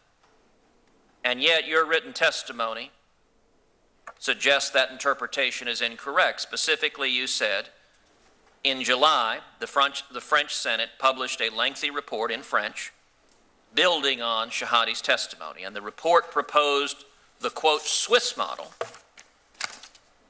that would, instead of transforming internet governance to a one-country, one-vote system like the ITU, have ICANN assume international legal personality as a, quote, "world ICANN" on the model of the Red Cross. Is that correct? That's my understanding of the French Senate report, which I also understand to have been in reaction to Mr. Shahade's testimony. I do not know if that translation from Mr. Shahade to the French Senate was accurate, but it certainly is their interpretation of what he was saying. And one final question. Your testimony also gets into the .mil and .gov top-level domain names. And it is that there is no concrete assurance beyond an exchange of correspondence that .gov and .mil will remain under the control of the United States government. Right now, for consumers, that is an essential consumer protection. If you go to senate.gov to see official government records, you have some degree of confidence that that is not an illegal scammer. If you go to irs.gov, you have some degree of confidence that this is not a phishing scam designed to perpetuate identity theft. Under this transition, there's no assurance .gov and .mil remain with the United States government. Is that correct, Mr. Rosenweig? There's no assurance beyond the letters that have been exchanged, which, as I understand, are not enforceable contracts. To the extent that you think that the letters are themselves an assurance, then they stand in that stead. But I am puzzled by the argument that entering into a contract about these is somehow a derogation of sovereignty. I had not heard that until Assistant Secretary Strickling said that earlier today, and so I hadn't had the chance to think about that. But the government enters into contracts about its intellectual property and other property all the time. So I want to see that analysis and think about that some more. I don't have that piece of answer for you. Okay, thank you. Senator Coons. Thank you, Mr. Chairman. This has been an interesting, engaging, and long hearing, and I am grateful to this broad and diverse committee of folks who've been actively engaged in some of the challenging issues here about intellectual property, about governance, and about control. And I will try my best in a few minutes to get to what I think are some core issues that still are very much deserving of our time. And first, Mr. Rosenwig, I must compliment you in using the word rococo in your testimony. We both agreed that it is just all too rare that we have hearings in which the term rococo is casually dropped into conversation. Thank you. And it perhaps is a good sort of byword to summarize the entire underlying challenge here, which is that the construct, the very thing about which we're talking, is very complicated. It has an architecture that is almost literally rococo in nature. And getting right what is at stake and what's not at stake, and what's in transition and what's not in transition, is challenging. And that's exactly why misleading or overheated rhetoric about what is and isn't underway, avoiding that is really important. Mr. Zuck, I think you had for me the most compelling sentence of this panel, which was, seeking to exert control where none exists only results in the loss of influence. And it is exactly this sort of basic assumption that the transition is handing over a monopoly, a lever that allows complete control over the internet. It is exactly that, I think, misunderstanding that is at the core of perhaps the different trajectory of the questioning that the chairman and I have pursued today. So first, if I might, Mr. Zuck, what is the risk of a fractured internet? By handing over the clerical role in the DNS function currently exercised by NTIA over IANA, are we handing over the keys to the kingdom and inviting in control and ownership of the internet by authoritarian regimes hostile to free speech? Or are we demonstrating our goodwill and reducing the threat that there will be a parallel competitive structure for the DNS, and that will lead to a future fracturing of the internet? Thank you, Senator, for your question, and I agree with you that it's the latter. I think that the question we're really asking here is whether or not we will keep to our own commitments to a governance structure that is multi-stakeholder in nature. And that's really the only question we're answering, because the entire system we are discussing is, in fact, voluntary. And so what we have in this instance is influence, and that influence is born of integrity and good behavior and keeping promises that we make. Ambassador Gross did an amazing job for the Bush administration in pushing back on authoritarian regimes that were in fact trying to get some momentum about bringing ICANN functions to an intergovernmental body. And he did so by reaffirming America's commitment to the multi-stakeholder model and to an open internet. So you disempower people like Ambassador Gross when you turn around now and say, just kidding, we actually think it's really important that we keep control over this, even though that control is illusory. I mean, that's the point I guess I need to say. Chairman Cruz said that, what's the problem? What's the downside consequence to a delay? And I think that this is all symbolism.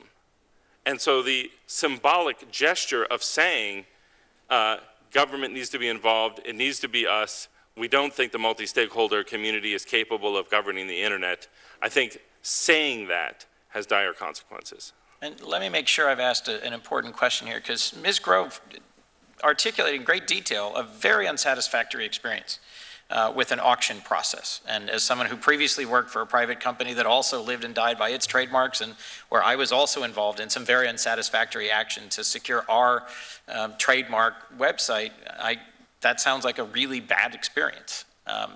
I just want to make sure, Mr. Delbiano, I understand. You said something that surprised me, because I perhaps hadn't read fully enough your testimony in advance, that the changes in accountability Several of you have testified you've been critics of ICANN for a long time and yet are very actively engaged in this process. The changes in accountability and transparency and the process improvements that have been agreed to are conditioned upon transition. Is that correct?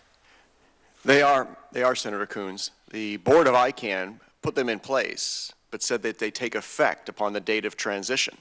Now, they committed that if the transition were delayed, that they would work with the community to figure out what parts of those new bylaws could still survive. Because remember, the changes we made over 215 pages assume that now the community can fire ICANN if they don't run the protocol names and services correctly. We would lose all that capability if we never turn it over to ICANN.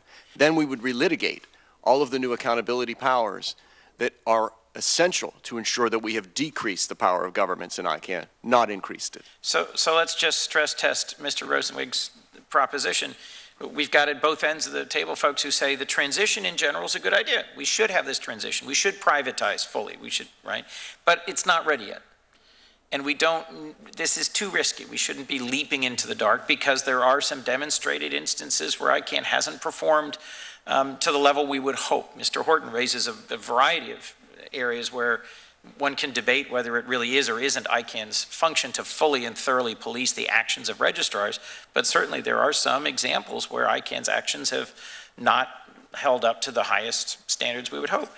In your view, do the risks of delay in this transition outweigh the risks of a staged transition where it is sort of temporarily given, or the transition is done in a series of stages? Yeah, the entire premise for a test drive or test period is completely mistaken. It actually assumes that the new mechanisms that we've designed would have any reasonable probability of actually being tested in 2 months or 2 years. Remember, these are extraordinary powers to spill the board, to block a bylaws change and block a budget. It could be years, many years, before those are ever invoked.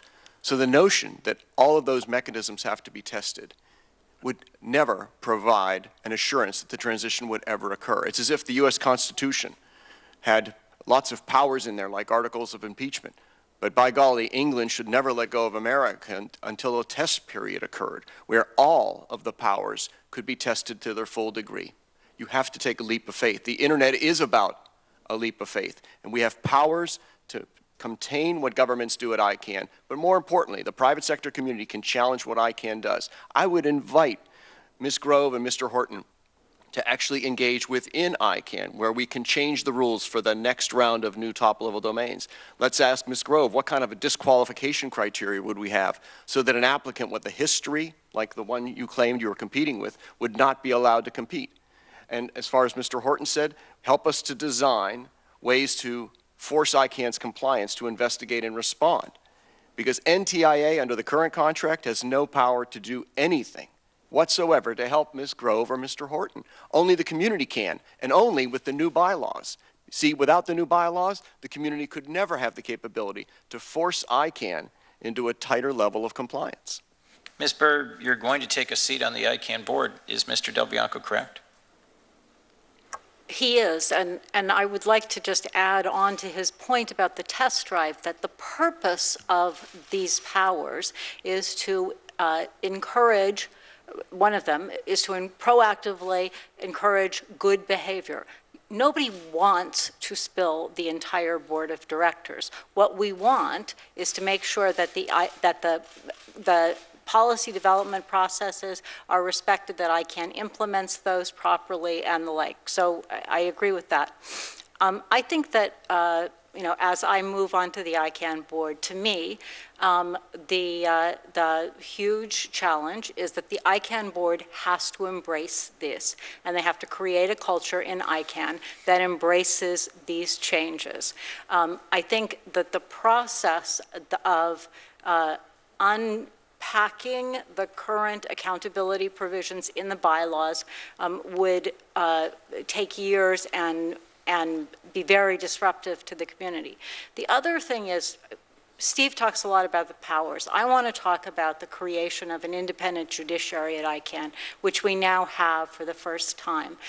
That fundamental leg of government has been missing at some level, although we know that IRPs are effective. Now they're going to be much more accessible. They are going to be binding, and they're going to test ICANN against a very clearly limited and enumerated mission statement and a set of commitments and core values that form the compact between ICANN and the community. I think that setup creates an entirely new atmosphere that will hopefully change.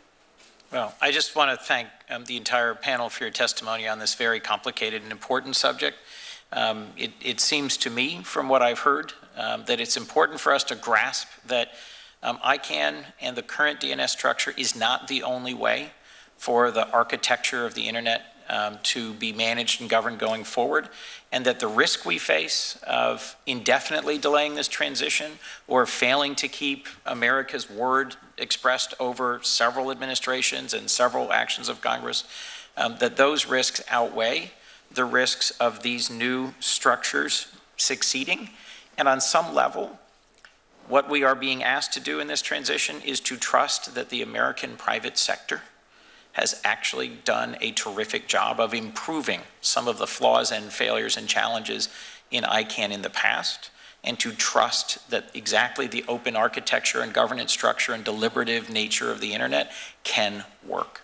Thank you for your testimony today. Thank you, Senator Coons. Ms. Grove and Mr. Horton, Mr. Delbiano made reference to your testimony. Would either of you care to respond to what he suggested? Ms. Grove? Yes, please. Thank you so much, Senator Cruz. You referred to our experience as a bad experience, and I understand how it could be chalked up to that, but I think it's a lot deeper than that. There was actually a statement in the applicant guidebook that prevented ICANN from being able to give our name to the other applicant because they had a number of uniform dispute resolution policy decisions against it already. That should have prevented it right there. But ICANN didn't follow its own applicant guidebook, and we were very shocked to find there was no one to hold them accountable to do that.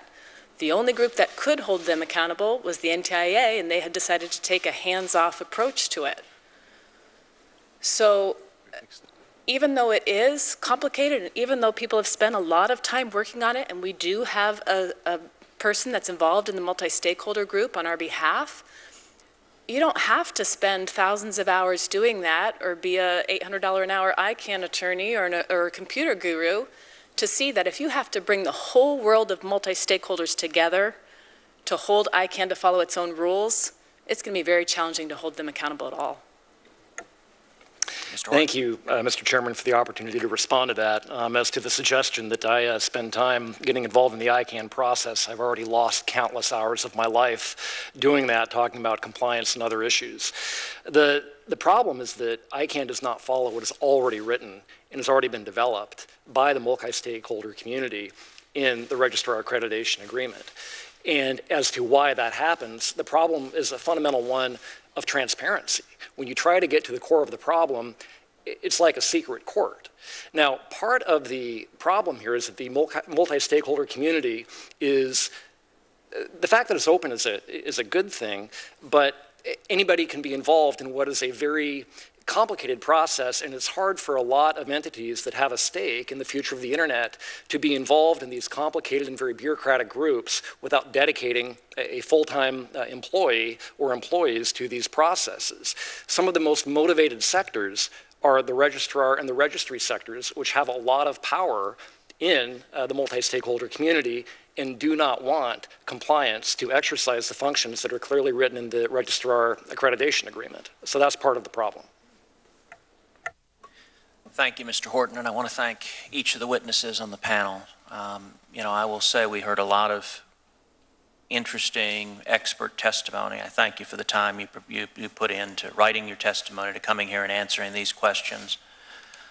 In my judgment, the most powerful and most troubling testimony we heard today was that it was indisputable that this administration's transition, if it went forward, would increase the power of federal governments, of foreign governments, including Russia and China and Iran, and decrease the power of the United States of America, which is the only entity bound by and able to fight to vindicate the First Amendment. I'm reminded in the 1970s when President Jimmy Carter chose to give away the Panama Canal, which America had built, and I believe that undermined U.S. interest and U.S. sovereignty. And likewise today, the internet is working, and this is a solution in search of a problem that poses real risks to the liberties of Americans. And so it is my hope that Congress continues to exercise its Article I authority to protect free speech on the internet, to keep the internet free of the coercive authority of foreign governments that would love nothing more than to silence and censor free speech. I want to thank each of the witnesses again for coming and testifying, and we will keep the hearing record open for an additional 5 business days, which means that the record will be closed at the end of the business day on Wednesday, September 21st, 2016. This hearing is adjourned.